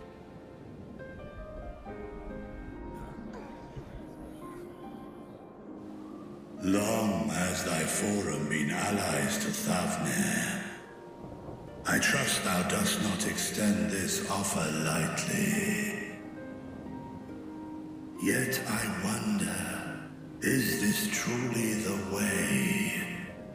Is there a future to be built for us beyond this star our father deemed the last bastion of hope? It is for that very reason I come before you and your people. To answer any and all of your questions. To offer my assurances and allay your fears. Though, if you wish the best for your people, I advise you to render your decision swiftly.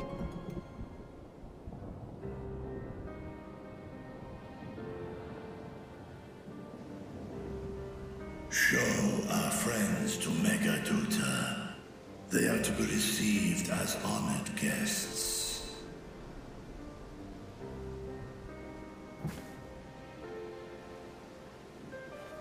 Worry not. Whatever decision is reached, your paths shall be yours to decide. Until then, heed the warning of these brave heroes. Guard your hearts against fear and despair, for it is within such fertile soil that the seeds of blasphemy find purchase. Remain calm and attend to your daily tasks. I shall return anon.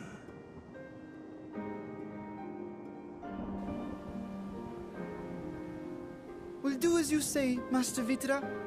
We believe in you.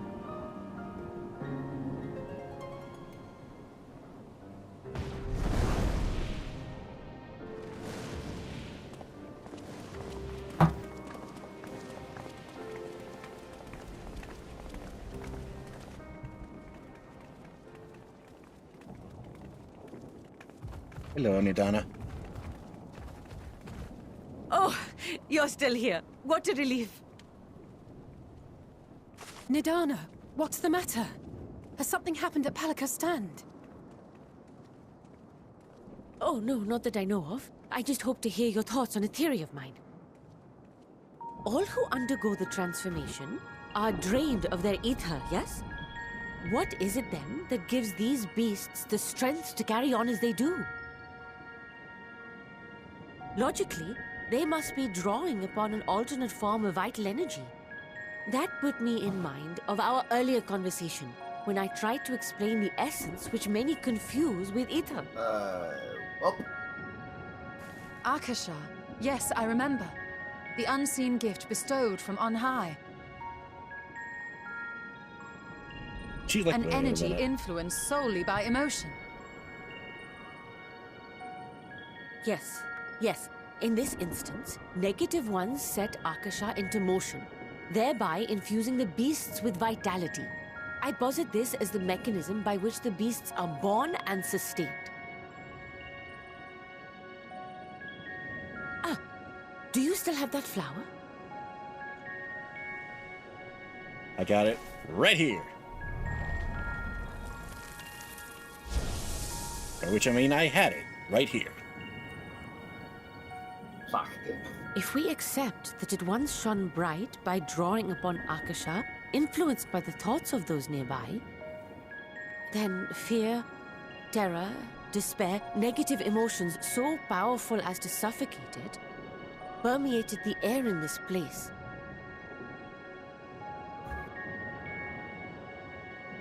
You must be very careful. The forces which drive the final days may be beyond our ability to perceive.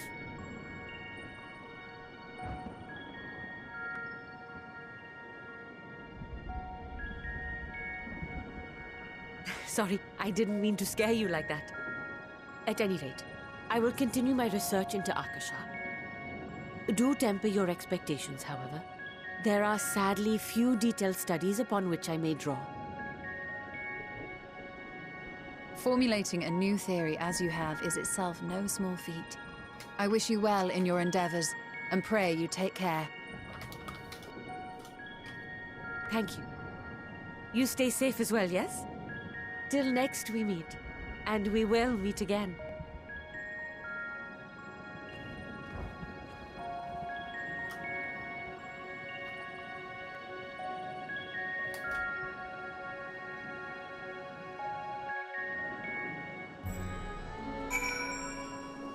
Come on. There we go. Well, there goes our flower. Yep. As far as we have come, and after all the horrors we have seen, there's still so much we do not know about the final days. Could it be, as Nadana said, that the cause of this phenomenon is beyond our comprehension?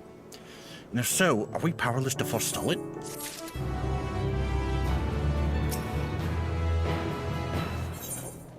At World's End. Greetings, honored scions of the Seventh Dawn. I have a message from His Excellency the Satrap. Brave scions, you have my gratitude for aiding my people in this most trying of times. Alas, matters here at Megaduta prevent me from meeting you all in person. As a token of mine appreciation, I have arranged for a feast to be held in your honor. May it nourish you in preparation for the trials ahead. Such are the words of Master Vitra. The feast he speaks of awaits you at Mired's Mayhain. Pray make your way there whenever your business here is done. We thank you for your kindness. Indeed, I was hoping we might find a place to discuss our next course of action, and that seems an ideal venue. Ah, and to you, Harris Ellish, there's someone we had hoped to introduce you to in particular. While I am loath to detain you further, might you spare a moment of your time? Personal invitation, knowing full well your services are in the highest demand right now? This must be important. Worry not, we'll save some food for you, so take all the time you need.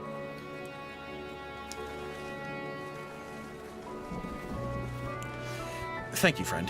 Whenever you are ready, please join me in the Aetheryte Plaza. I shall go on ahead. I wonder what this could be about. Because I'm legit trying to think of any potential, like, loose ends here. Well, how about the Aetheryte that we have yet to be able to attune to?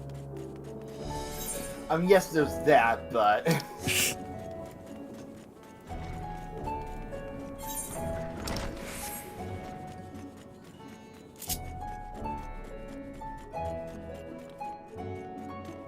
Yup.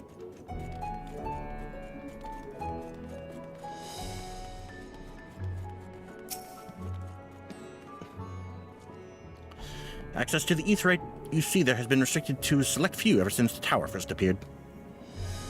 We sincerely apologize for the inconvenience, but it was deemed too dangerous to permit the free movement of visitors at a time of emergency, a risk we could not take. In light of recent developments, however, the Satrap has decided that such restrictions would only hinder our efforts to combat the final days. As such, I would encourage you to attune with the Aetheryte before proceeding along the corridor. Ah. Right, this is when we unlock that stuff.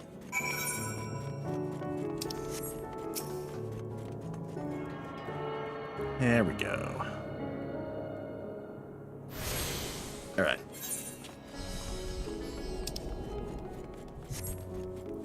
Wait, I already tuned to that, didn't I?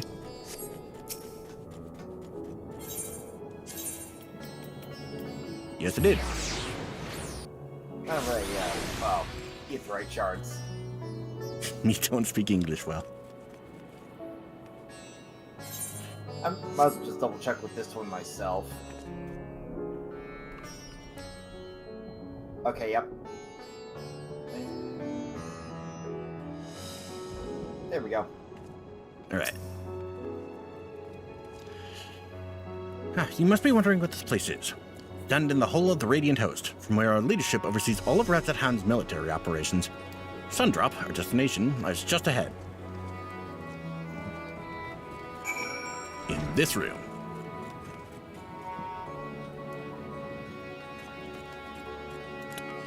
A lot of delegates from a lot of different places. And cutscene. Boop.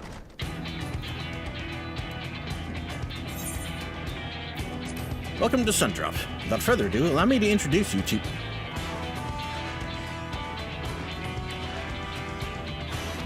Oh, so you're the famous Harris Ellis, eh?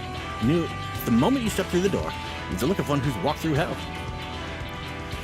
Sir, but please, we're speaking to the Satrap's honored guest and a savior of our people. Can you not show a modicum of respect? What disrespect is there in paying a fellow warrior a compliment? We're all friends here. We'll be soon enough. More formally, then, for the benefit of my countrymen. It is a pleasure to have you with us, O great champion of Eorzea, scion of the Seventh Dawn, warrior of light, and all-around good egg, I'm sure.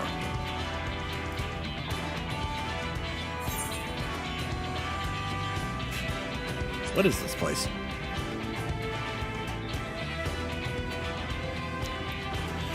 I hear you've been to Kugane, where you've seen all sorts of foreign embassies and whatnot. Well, we've got them here in Razathan, too. Other lands sending delegates to oversee trade and diplomatic dealings. And there are military matters to discuss, which is why all these officers are stationed here in Sundrop. I imagine you're more than familiar with each of the nations they represent, yes? We have representatives from Doma, Ul'dah and Alamigo, Minsa,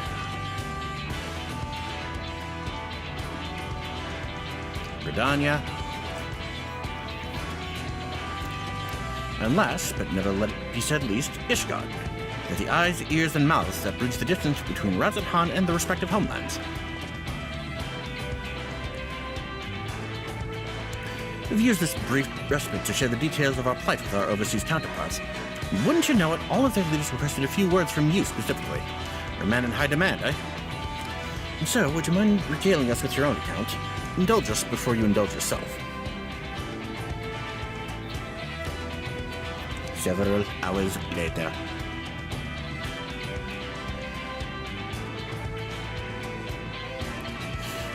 I thank you for the report. The conditions under which men are turned to beasts, with your anomalies you observed, you've given us much to consider. It is concerning that the first transformation apparently occurred before the skies turned red. It's contrary to what one would expect. Thankfully, the information you conveyed to Lucia upon your return from the moon has already proved invaluable. News reports of the calamity here in Thapnir reached the grand companies of Eorzea and our far eastern allies, and leaders knew at once that the final days were indeed upon us. Began taking steps to assess the extent of the phenomenon's spread. Our agents were able to confirm that, for the time being, the skies burned only over the Bounty, including this island and Corvos. Last which is of little comfort. Aye, all throughout the Allied lands there have been reports of people transforming into hideous beasts. From what little we have learned, these incidents are similar in nature to that involving the merchant Calvo. As was the case here, the victims underwent the change prior to the heavens being set ablaze.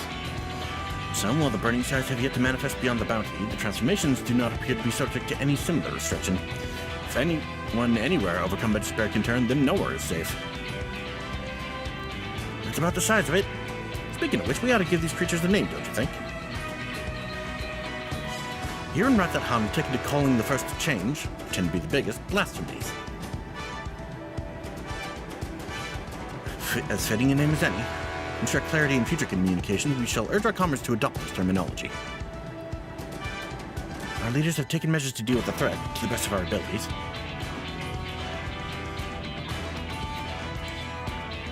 Aye, each nation has assembled their own groups of elite soldiers to put down these so-called blasphemies, and their spawns as and when they appear. At the same time, they are doing all in their power to put the people's minds at ease and prevent panic and fear from spreading. You don't speak English, kid. That said, brave souls with the strength and fortitude to fell these terrible fiends are not easily found. Just so, and it's for that very reason we turn to you. Pray, lend us your strength and help us to slay the blasphemies that plague our homelands.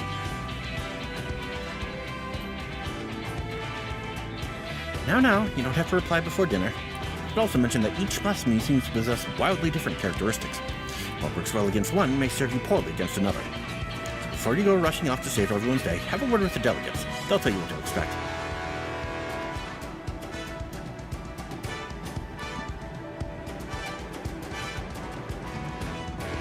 And with that, I do believe our friend here has a feast to attend.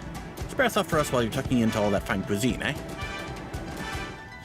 You have gained access to the role quest for Endwalker. So, a separate quest line and story is now available for tank, melee DPS, physical range DPS, magical range DPS, and healer roles. To undertake these quests, speak with any of the delegates in Sundrop and agree to help defeat the blasphemies that plague their respective homelands. Yeah, these are only just getting unlocked now. Alright. Alright. And as a reminder, these are not required. The only thing they unlock is dye channels for your job gear. Once we get to that point. I'd say it's worth it, though. Some of these stories are actually pretty good. Pray forgive Shirabat her rudeness. She can be a bit boisterous at times, but it is simply her nature. Anyway, my apologies for keeping you from your hardened rest. You'll be rejoining your companions, yes? Do you know the way to the Mayhain? I know Razahan like the back of my hand. Hey, that's new. Glad to hear you're becoming familiar with our fair city. You'll be pleased to hear that all drinks are on the house, so order whatever suits your fancy. And with that, I must return to my post. On behalf of all the Radiant host, I thank you and your friends once more for lending your strength and courage to Razat-Han in our time of need. We shall endeavor to fight the good fight to the end, that we might honor Ahiwan's legacy and serve Master Vreetra well. You have my word that your efforts will not be in vain.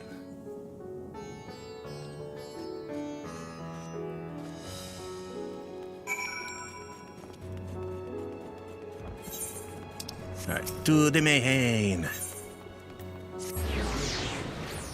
Which I apparently have not actually registered. God damn it. To the plaza. And I got some. Then I have to walk all the way there. Alright. Hello. I guess from all the story stuff that was happening the few times I've been here, I just haven't gotten around to registering all the shards. Sounds like it.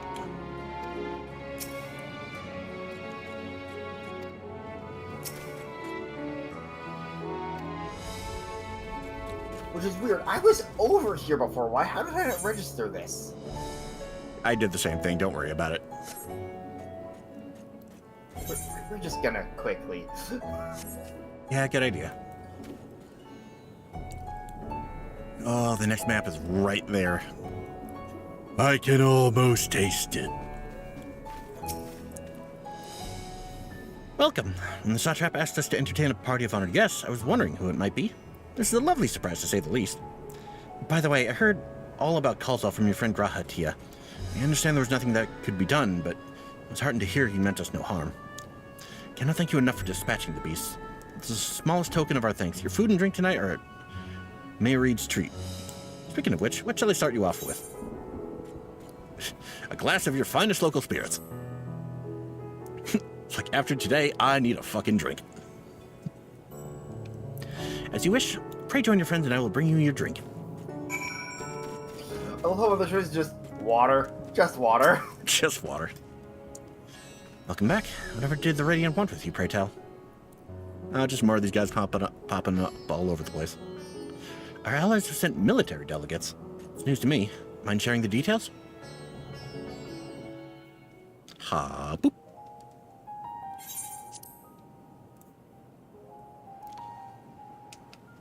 So blasphemies now plague all the realm. It will only get worse if what Father said is true, as it did in Amarot. If that's our model, then shouldn't we You know, expect the one thing effects I to grow do more have to wonder, severe as it actually, feeds off is, its own spread? I forget if I asked this back when we were doing Shadowbringers, As if people transforming into those monstrosities wasn't what was bad it enough. like for those going through the flora and patches, fauna, learning the the land hard way that itself the turned role against quests us? were required? No one would survive.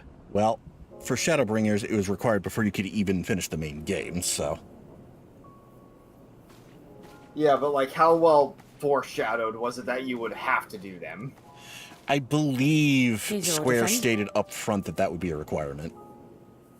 Okay, that's good.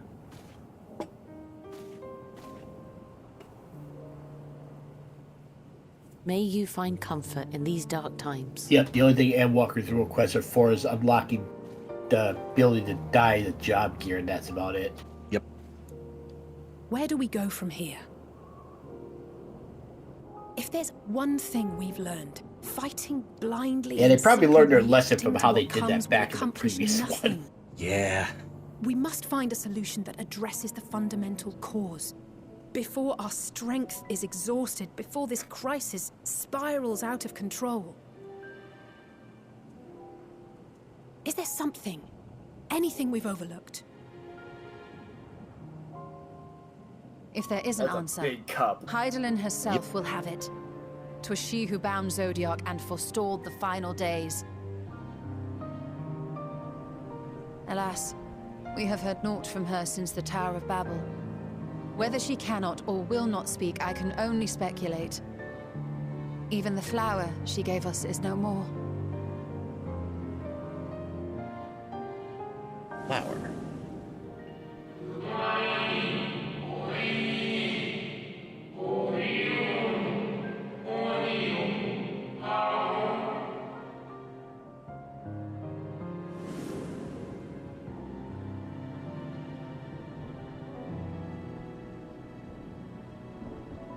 So advised the Watcher.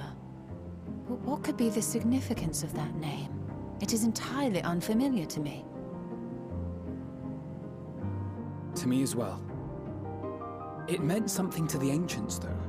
In our time. Most surely. Yet I do not recall a single mention of it in the records of Anida. Another dead end. And quite literally. It's not as if there are any ancients living we could go and ask. What if? Not alive as such, but not quite dead. Everyone turns to Graha.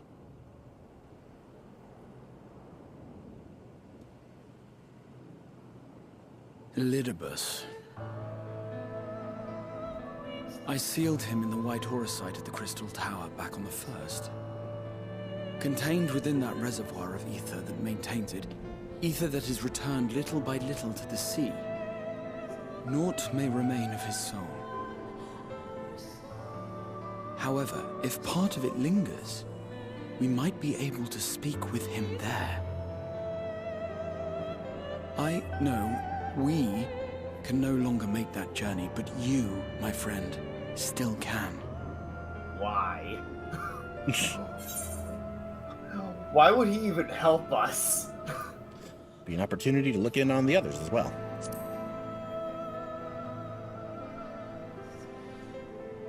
Thank you, my friend. It would mean much to me. If nothing else, should we learn the first is safe, we'll have that much more reason to keep fighting the good fight.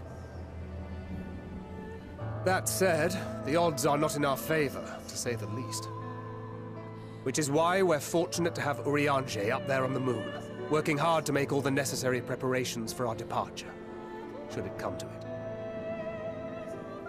And why we have nothing to lose by staying the course till the last instant. Indeed. To the last, let us all do what we can. I will consult with Master Matoya and see if she knows of a way to reach Hydaelyn from the ethereal sea. And I will visit the nation's leaders and attempt to ascertain how far the final days have progressed elsewhere. Keep me abreast of your findings. I can seek out and slay the worst of the immediate threats, if only to slow the spread. Unease, terror, despair. Try as we might to suppress them, These emotions will return to harry us time and time again. But when they do, remember this. Your friends and loved ones are out there somewhere, sharing in your struggle. You are not alone.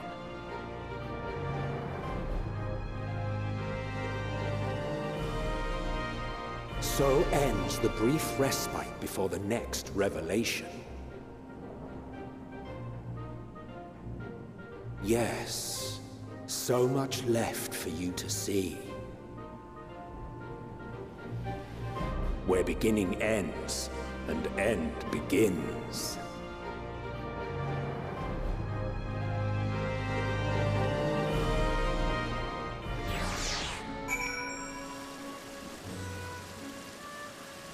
Alrighty. Oh, we're so close.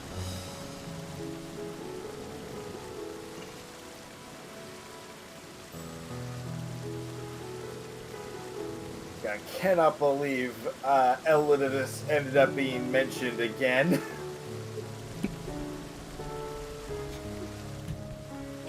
Elidibus. Big fucking excuse me. That is not a name I expected to hear. Like, I thought we were done with him. Now then, is there anything we've forgotten to mention? Are your arms and armor in good order?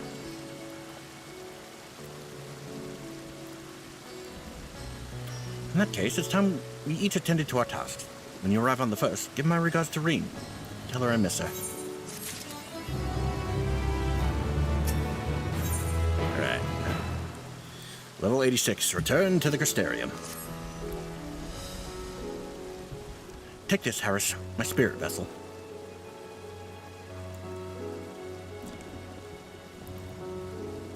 Empty now, of course, but it should allow you to operate the tower systems in the umbilicus. Even the smallest fragment of Elidibus' essence remain, it should be possible to locate it. As for access to the umbilicus, pray seek out Lena for assistance. Chances are she still stands watch at the Ascensa gate. Should she or anyone else ask after me, tell them I am living my life to the fullest. That I am happy, hardships and all. Well, we'd best be on our respective ways. God willing, we will see each other again ere long.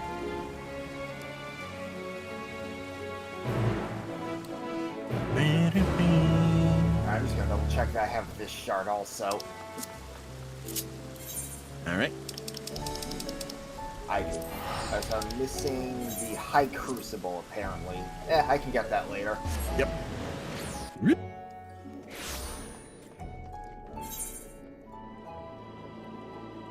Oh. That's why you went to Fort Job.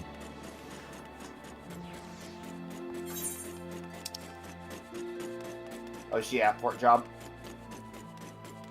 It's the closest one to her, apparently. Okay. I'm glad you mentioned the name before I had clicked on the Crystarium.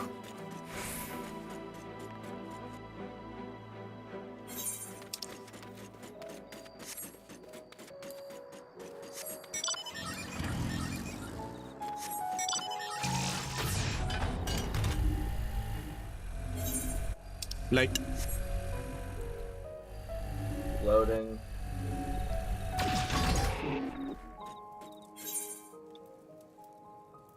All right.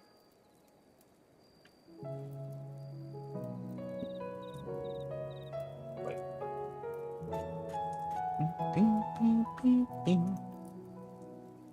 Oh. I forgot I never finished Lakeland's Currents. Oopsie. I need to just pick a day and get through a bunch of that stuff.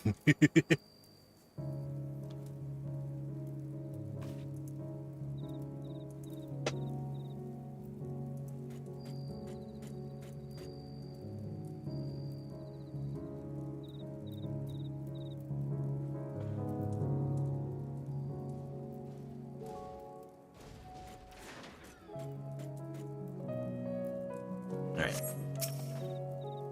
Hello, Lena. How you doing?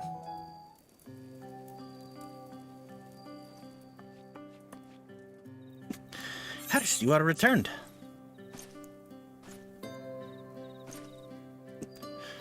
You look a little different.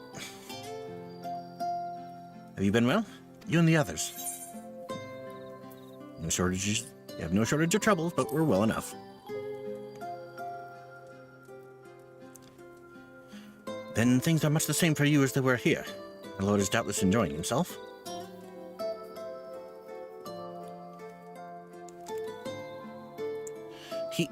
He said this to you? These exact words. To know that he is happy. It fills my heart with joy. Thank you, Harris, for taking care of him. Next you see him, please tell him not to overexert himself. Futile or crushed though it is. And tell him that all is well here. Go ahead. I feel like, if anything, if the Warrior of Light tried to tell this to somebody, they'd say pot meat kettle.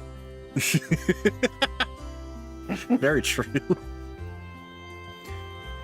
peace you gifted us continues, and we work hard to build new lives for ourselves. In the course of this, we occasionally bicker, but we've never been more optimistic for the morrow. If I had to mention one dilemma, it would be the question of our governance. Even as we speak, debate rages on over how we should run the city in the Exarch's absence. Most are of a mind that the Settlement Council should continue to oversee the general running of the Custarium, while representatives are elected to determine policy and handle diplomacy. Thus far, nothing is set in stone, but however we choose to proceed, we will not replace our lord. No one could.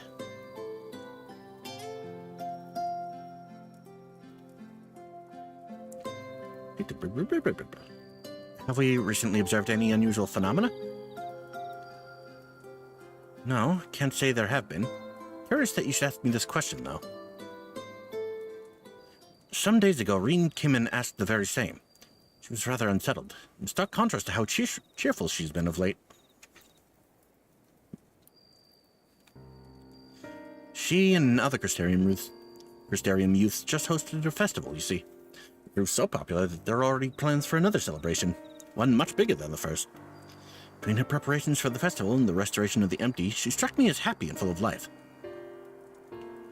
So when I saw her in a state of such worry, I couldn't help but feel worried in turn. Especially since she wouldn't tell me what troubled her. I dare say she would be more willing to confide in you. May I ask you to broach the subject with her?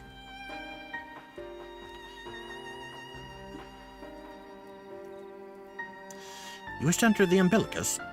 Very well, I shall fetch the key at once, and take the opportunity to find Reen. Please wait for me in the city, front of the Cabinet of Curiosity, shall we say?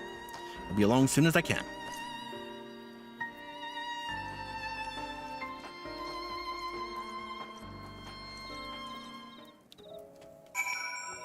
Right. And now we go to the Crystarium. Yep.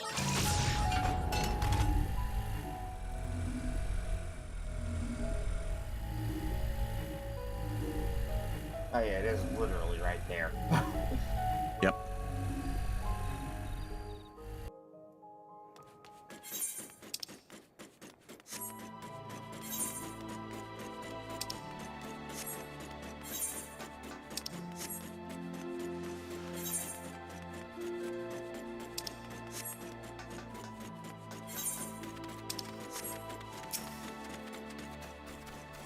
Shard. And boop.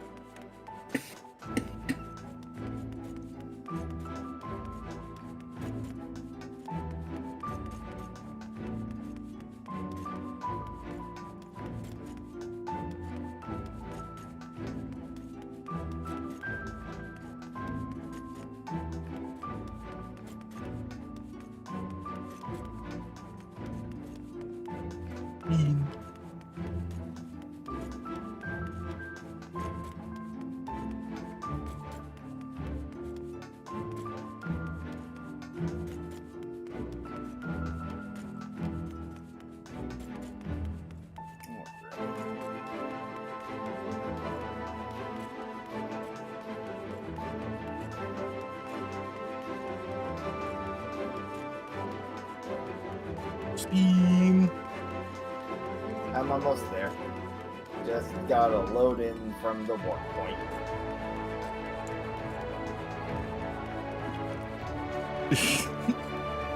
Speed.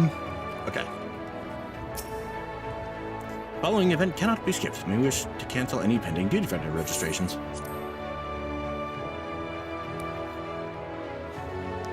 This shit is important. Yes.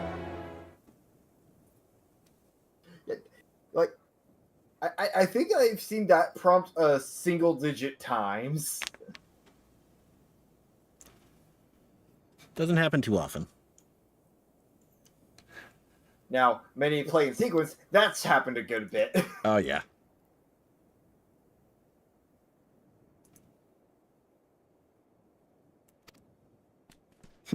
My eyes deceive me. Hello, Becklog. Ha! It is! Full glad I might see you hale and whole, my friend. What a wonderful surprise it is to have you back with us, at this most opportune time. In case you haven't heard, we are planning to produce a tome chronicling events from the Flood to the Knight's return.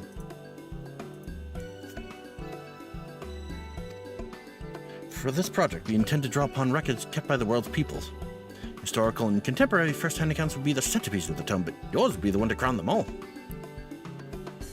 I've been asked to contribute this chapter on the soul, a subject that is key to understanding much of your endeavors. In the course of developing the spirit vessel, I gained valuable insights into travel beyond the rift. Knowledge that will allow me to attest to your existence and deeds. Thumbs up.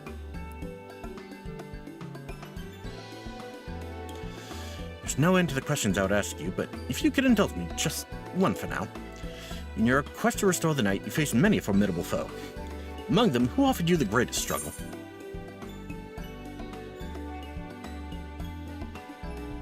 Let's see.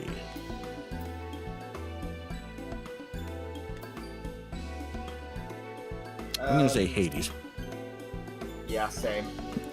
Ah, yes, Hades. He who sought to resurrect his ancient brethren.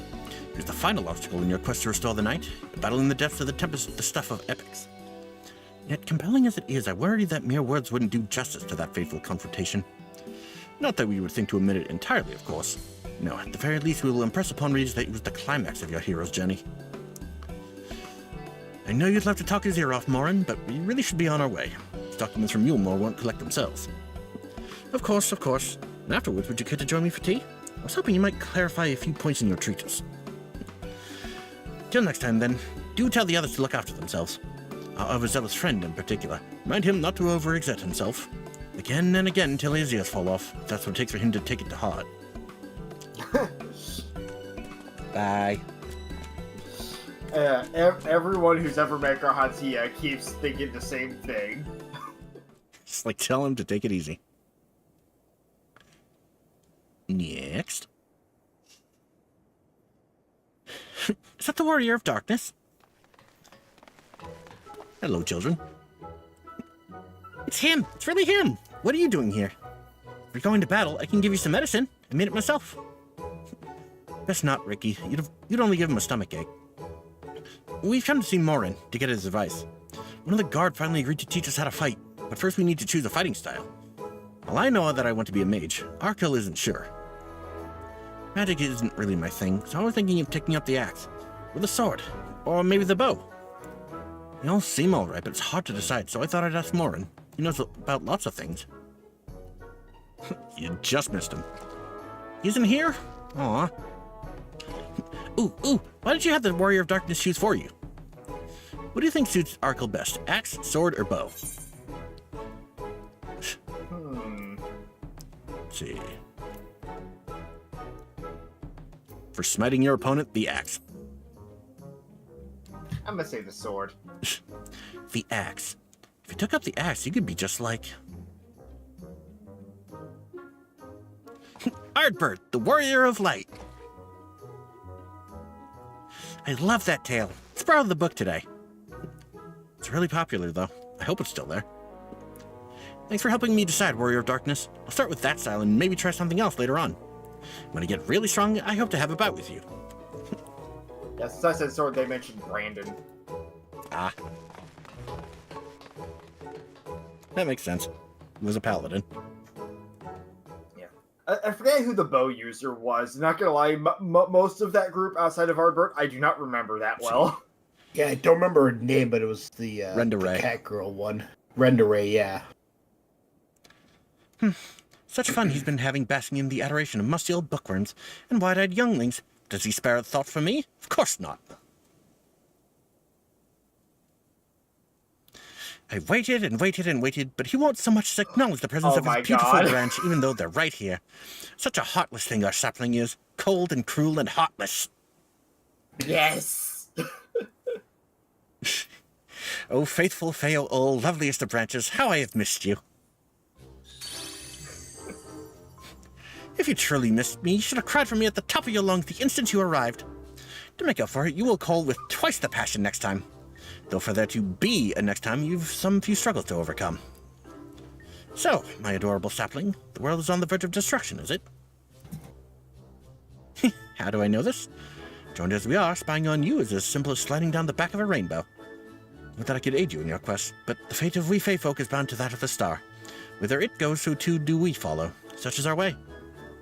The most I could do for you is spare you the pain by gifting you the sweetest of eternal dreams. But if escape's not to your liking, then you must struggle with your fellow mortals. Ah, but here are the ones you were waiting for. I wonder what matter of conclusion awaits at Tale's End. A fantastic question. I love how the warrior voice literally like, wait, who said that? Here's more. Oh. Just like, who the fuck? Irene. My apologies for the delay. Eris, it's so wonderful to see you again. You doubtless have much catching up to do, so I shall leave you to it. I've taken the liberty of unlocking the umbilicus, and you may enter at your leisure.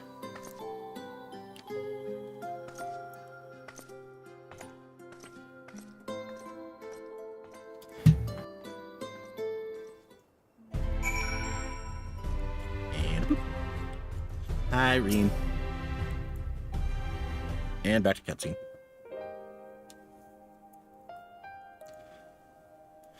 I'm relieved to hear that everyone is well.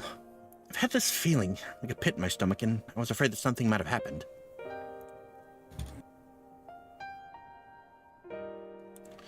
Maybe I'm overthinking things, but it's just that... I'm the Oracle of Light, but I've never spoken with Hydaelyn. Never once heard her call. Even so, I've always had this feeling deep inside me. A connection to something immense. These past few days, though, that connection has wavered. As if that had meant something was distant, then close, then distant again. And then the other night, I was jolted awake by the feeling it had been completely severed. Wanting some fresh air, I went to open the window. To my horror, the sky was ablaze, like during the star shower. But then I blinked and everything was normal. The next day, no one said a thing. No one else had seen what I had seen. As far as I could tell, nothing was out of the ordinary. I began to wonder if it was a figment of a half-remembered dream. She had a vision of it. Harris, what are you not telling me? I have to know. Please, it doesn't matter how terrible it is. Very well. It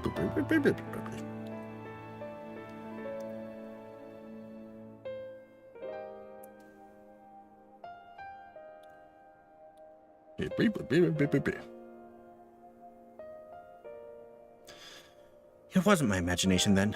The doom we witnessed in Amarat has come again. I can't believe it. Like I told you before, all is well here in the First, so don't worry about us. Please, look only to the threat before you. We're fine right now, and even if we weren't, we've learned how to survive. Should the final days reach us here as well, you may be assured we won't go quietly. No, we'll hold on until you can find a way to save all our worlds. As long as you continue your fight, so too will we, united in purpose beneath the blazing sky.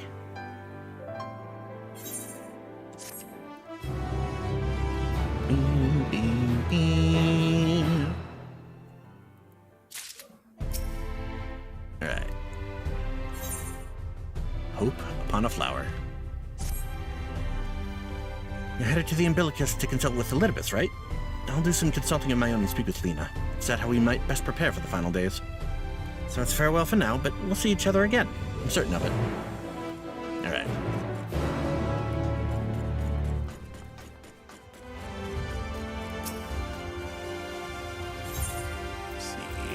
this, okay?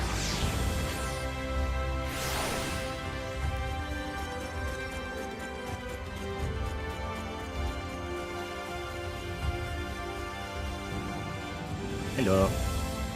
I'm a little surprised that there was at least some dialogue in mentioning her plan for, if you did happen to clear the empty. Yeah. I don't know if that appears if you didn't do the quests or not. Mr. Harris, welcome back. Captain has told me all. Give the word and I will show you to the ocular. Proceed to the ocular? Yes. And cutscene.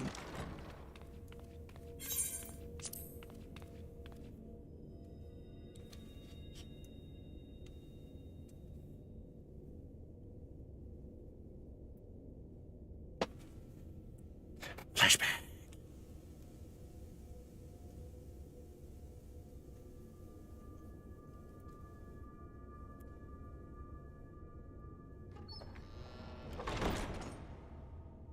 It's just like good times. Anyway.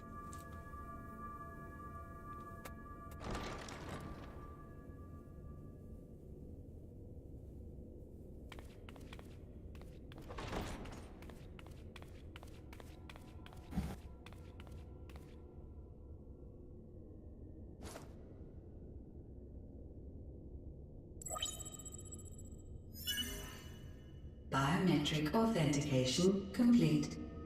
Please state your business.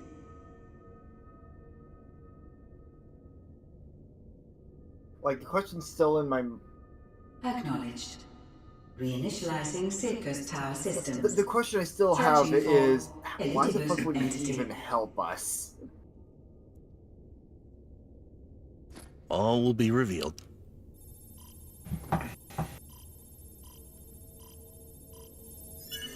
Target located in subterranean core power accumulator. Projecting image.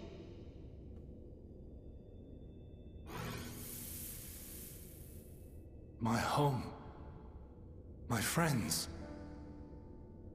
No more than a dream. Oh.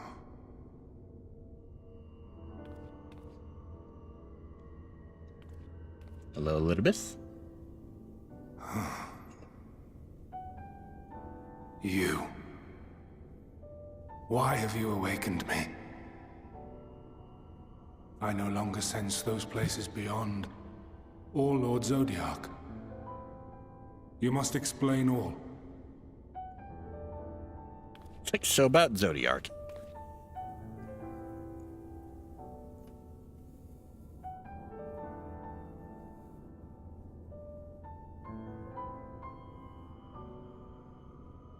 So, he is fallen, and my brethren's souls returned to the star.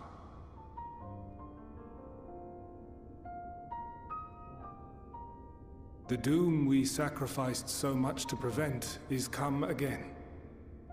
Old burdens now yours to bear.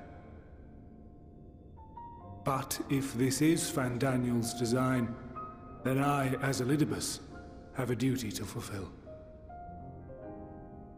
Your unsolicited act has restored to me some few memories of the convocation. Such knowledge as I have, I will share.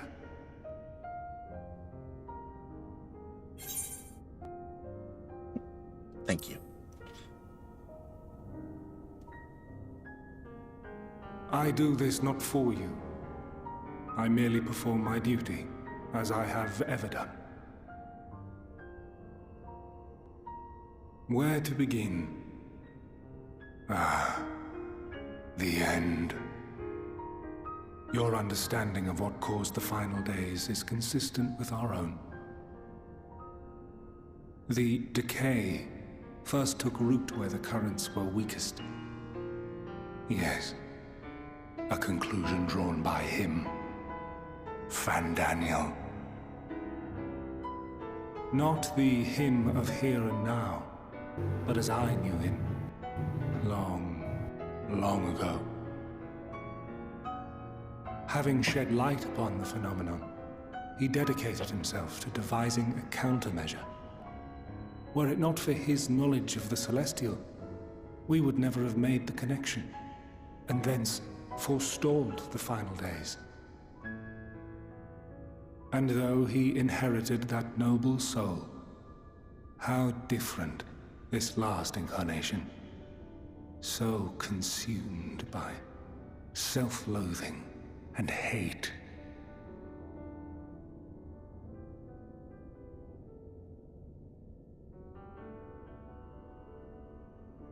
Elpis.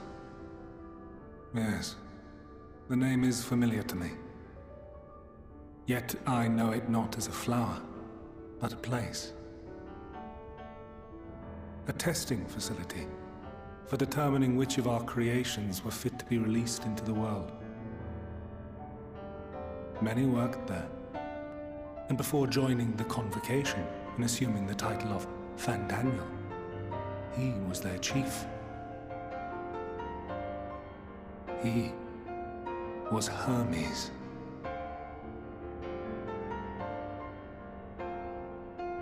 Another Greek name. That is all I know.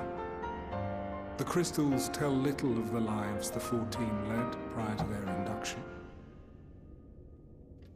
Elpis itself would tell even less. Nary a ruin has survived.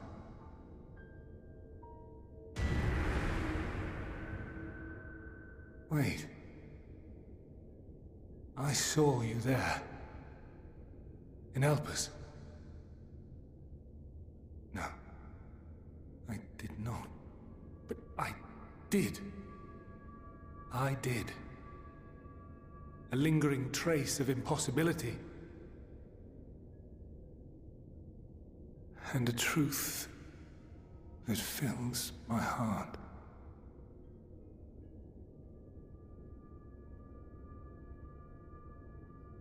Remember that for later. My memories remain clouded, I fear. However, they have revealed to me one possible course. You must travel to Elpis, to the time when Hermes served as its chief. In glimpsing the Exarch's memories, not only did I make his summoning magic mine own, I also mastered the workings of this tower, which, having absorbed my empowered essence, now harbors an abundance of energy.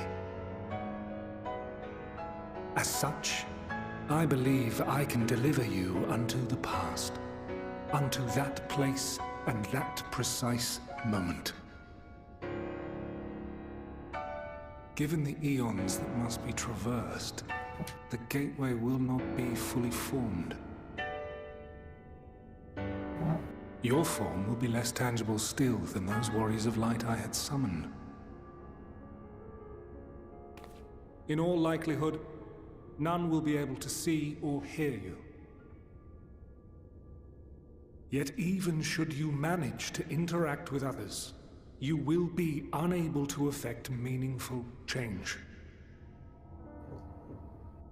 For the reality you wish to save, the reality to which you must return, exists as a result of the final days. You cannot reshape the past to undo the tragedies of the present. Cannot unmake the sorrow and suffering fated to come. In full knowledge of this, will you still entrust your life to your foe and make the journey?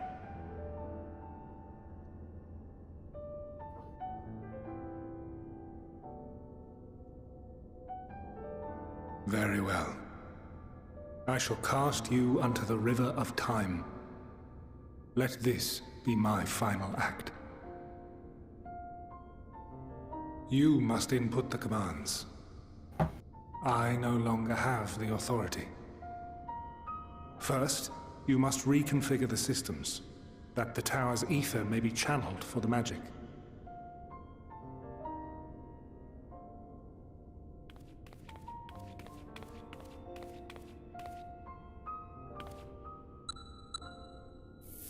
Beep, beep, beep.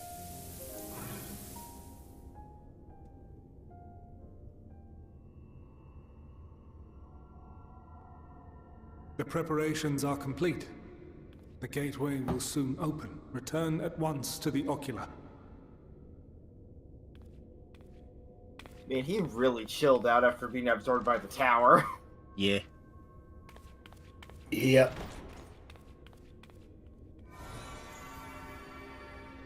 All appears to be in order. The ether flows unimpeded. The magic should consume every last mote of my essence. Why are you surprised? Did I not say that this will be my final act? Lord Zodiac is no more. There is nothing for me here. The ones I love and long to see again are waiting in that promised land, beyond memory and dream.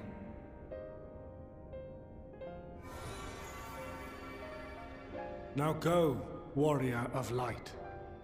Go and do not look back.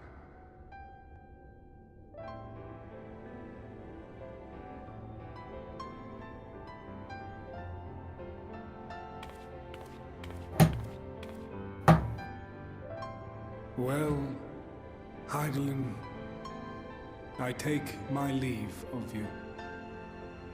Yours is the mantle of the last of us.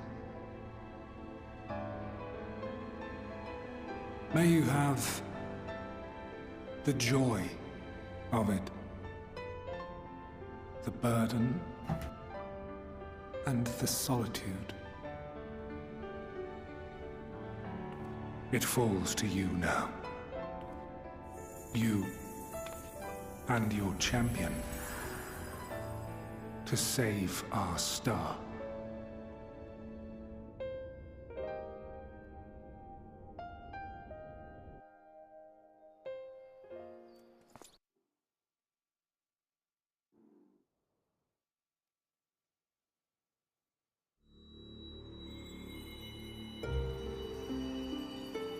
Whee!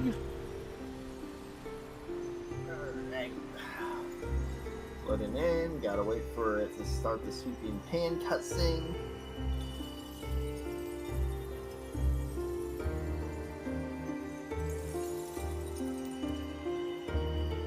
Or fade to white.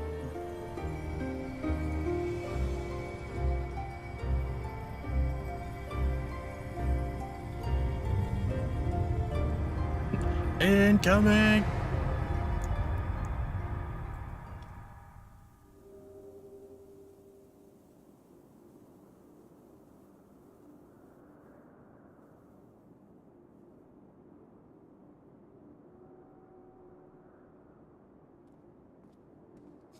I am see-through. And tiny.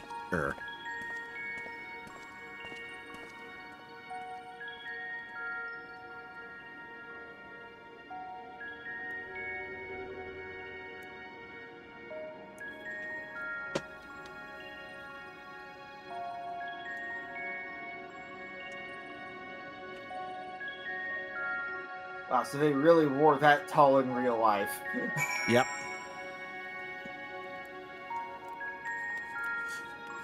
Turns out Emmett Silk's recreation was not too far off. Again, he was a man of detail. And thinking about, there was also like what the Lolorits were saying about the size of doors and stuff. Yep.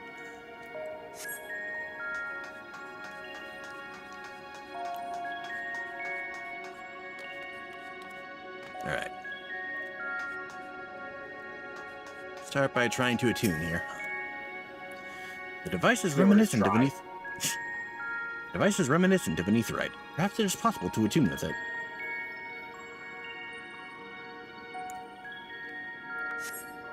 Despite attempting to channel and focus their energies, you failed to attune with the device. You can only assume it operates differently. Alright, let's go talk to this black-robed man over here.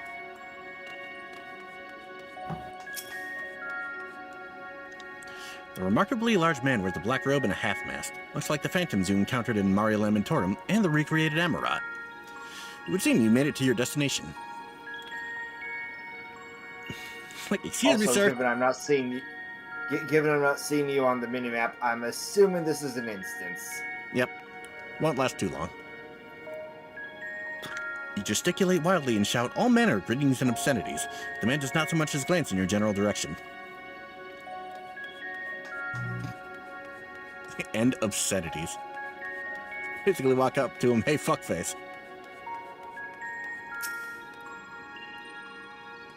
The man stands dutifully by the etherite-like device, a guide for this facility in all likelihood. You attempt to get the man's attention, but if he sees or hears you, he gives absolutely no indication. As Elizabeth warned, it appears your form is intangible.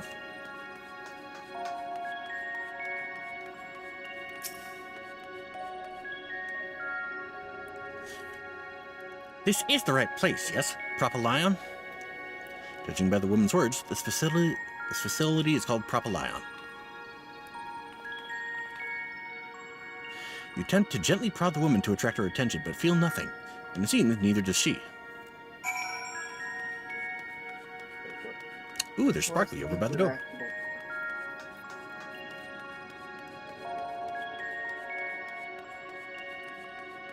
I did interact with the device, I thought. Oh, okay, apparently I did not properly interact with the ether-like device despite thinking I did. Yep. There we go. Alright. Tell me when you're by the door.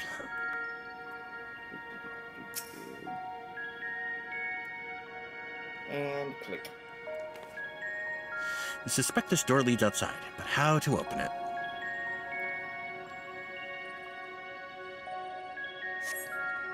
Then, boop.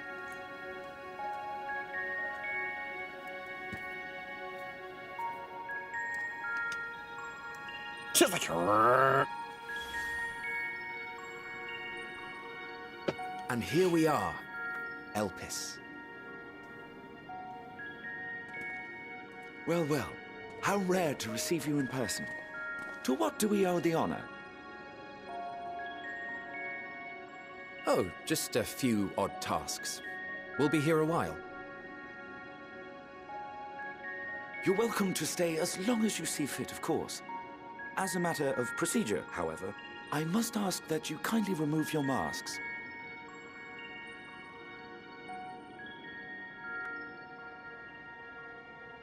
Come now. Is this truly necessary? Surely you can tell who we are. La gasp. Who you are, perhaps, but I am far less infamous. Regardless, if we do not follow protocol, 'tis our hosts who would be held accountable. So, please, do favor us with your handsome face.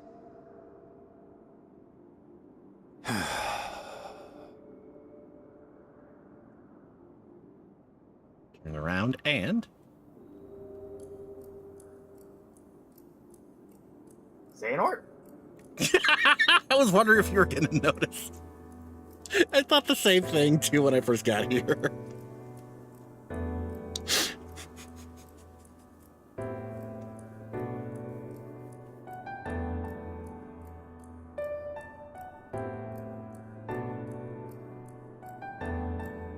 Satisfied? I thank you for your cooperation. You are free to go about your business.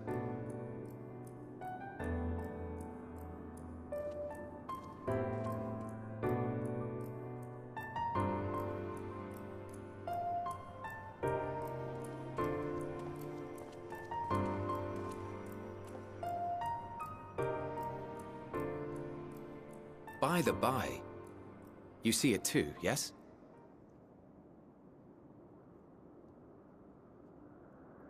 Damn it. I haven't the foggiest what you're talking about.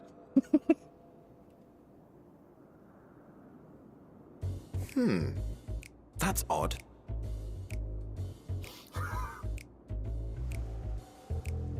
Looks directly right at here. us. A bit thin in the ether, but there's no mistaking it.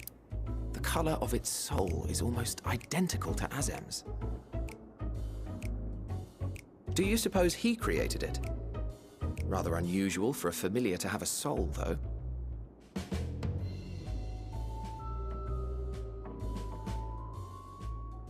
Don't ask me.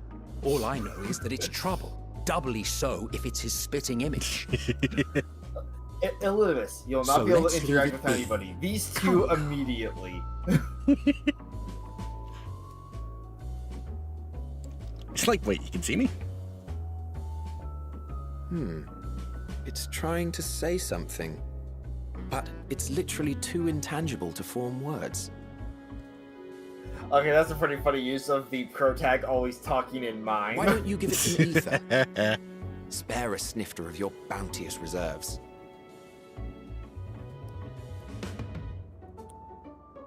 Who do you take me for? Why, a dear friend, of course. One who wouldn't let acts of kindness, such as my accompanying him on errands to far-flung outposts, go unrewarded.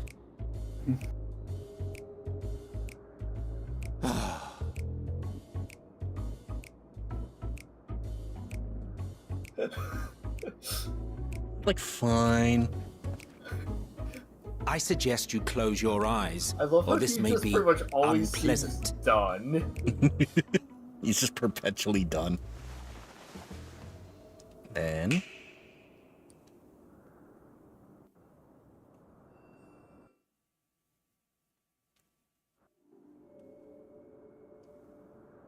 You may open your eyes.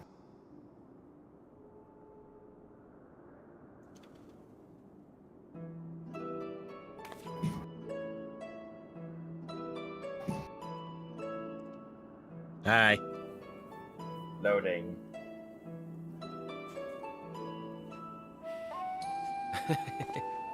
Still a touch small, don't you think? Lalafell only dialogue. Befits its proportions. Besides, bigger is not necessarily better. What's the Lalafell only dialogue? Oh, just our purple-haired friend here commenting on how I'm still small. To your experience. Without further ado, then. Greetings. I am Hythlodaeus, Chief of the Bureau of the Architect. Sulking beside me is the most honorable Emmett Selk of the Convocation of 14. And how might we address you, my new friend? It's like, A fine name. And I'm pleased to see you understand our words. That's why your voice didn't quite So, sound tell us, familiar to me. It's whence because have I've you only come? really heard you in the, like, The thinness ancient of your speak. essence suggests you weren't created here. It's like, well, that's a long story. You do not know? Or cannot say? Allow me to ask a different question, then. What brings you here? Seek a man named Hermes.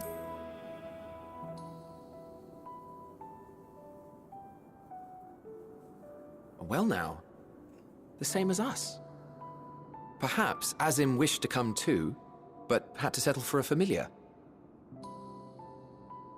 If he truly wished to be here, then he would be. Right you are. My apologies if we've given offense. The two of us can discern... We, I say, though this is Emmett Selk's charge. I am here only to serve as his guide. And I should be happy to serve as yours as well, by way of an apology for the misunderstanding. Wait, are you suggesting that we bring it along on official business? This thing we know next to nothing about? If you harbor suspicions, better to keep it close than leave it to its own devices. Wouldn't you agree?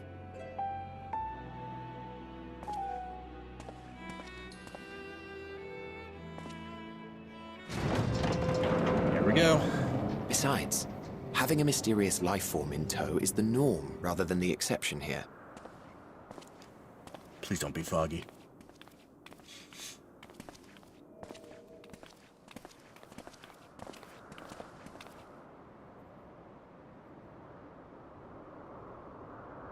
Welcome, my friends, to the testing ground of creation at Heaven's Edge. Motherfucker!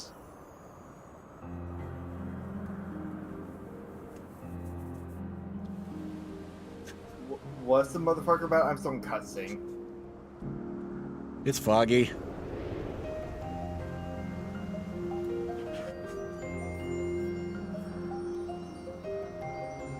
This presence.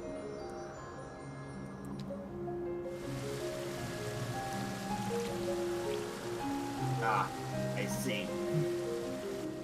Yeah, funny it wasn't foggy when I got here. Hermes! Visitors! We have visitors!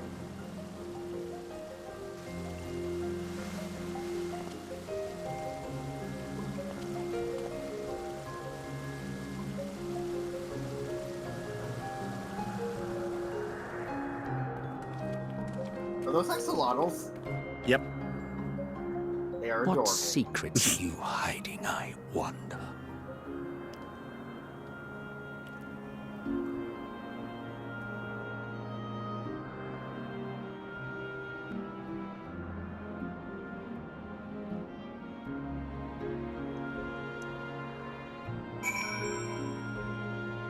And then it changed as soon as we get out of the cutscene.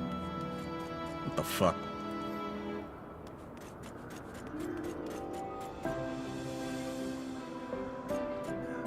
Okay, I will say this is a funny role reversal where now we're the ones keeping secrets from Emmett Selk.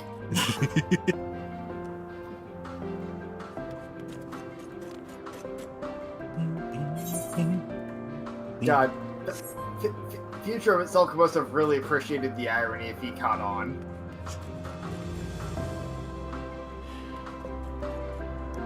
Probably. Green. Much green. This is hardly my first time here, but the scenery never fails to take my breath away. It feels as if you could reach out and touch the heavens. Now then, to begin our guided tour, perhaps you already know these things, but for the sake of thoroughness, I shall start with the basics.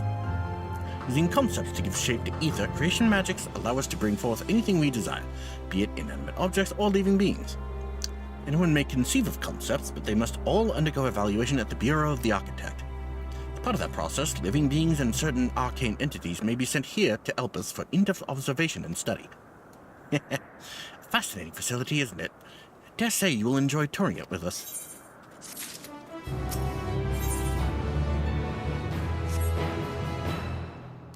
Alright, do we want to stop here or do one more for glamour? I think this is a good stopping point here, honestly. Yeah, that's kind of what I figured. Welcome to Elpis. I imagine we're going to spend at least the next 2 streams in here. That makes sense. It's a new area after all. Yep.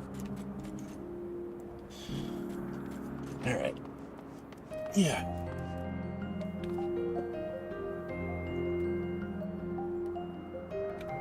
Stop, drop, and roll. Alright. Okay, so it's gonna be it for today. And I'll be back later for something or other.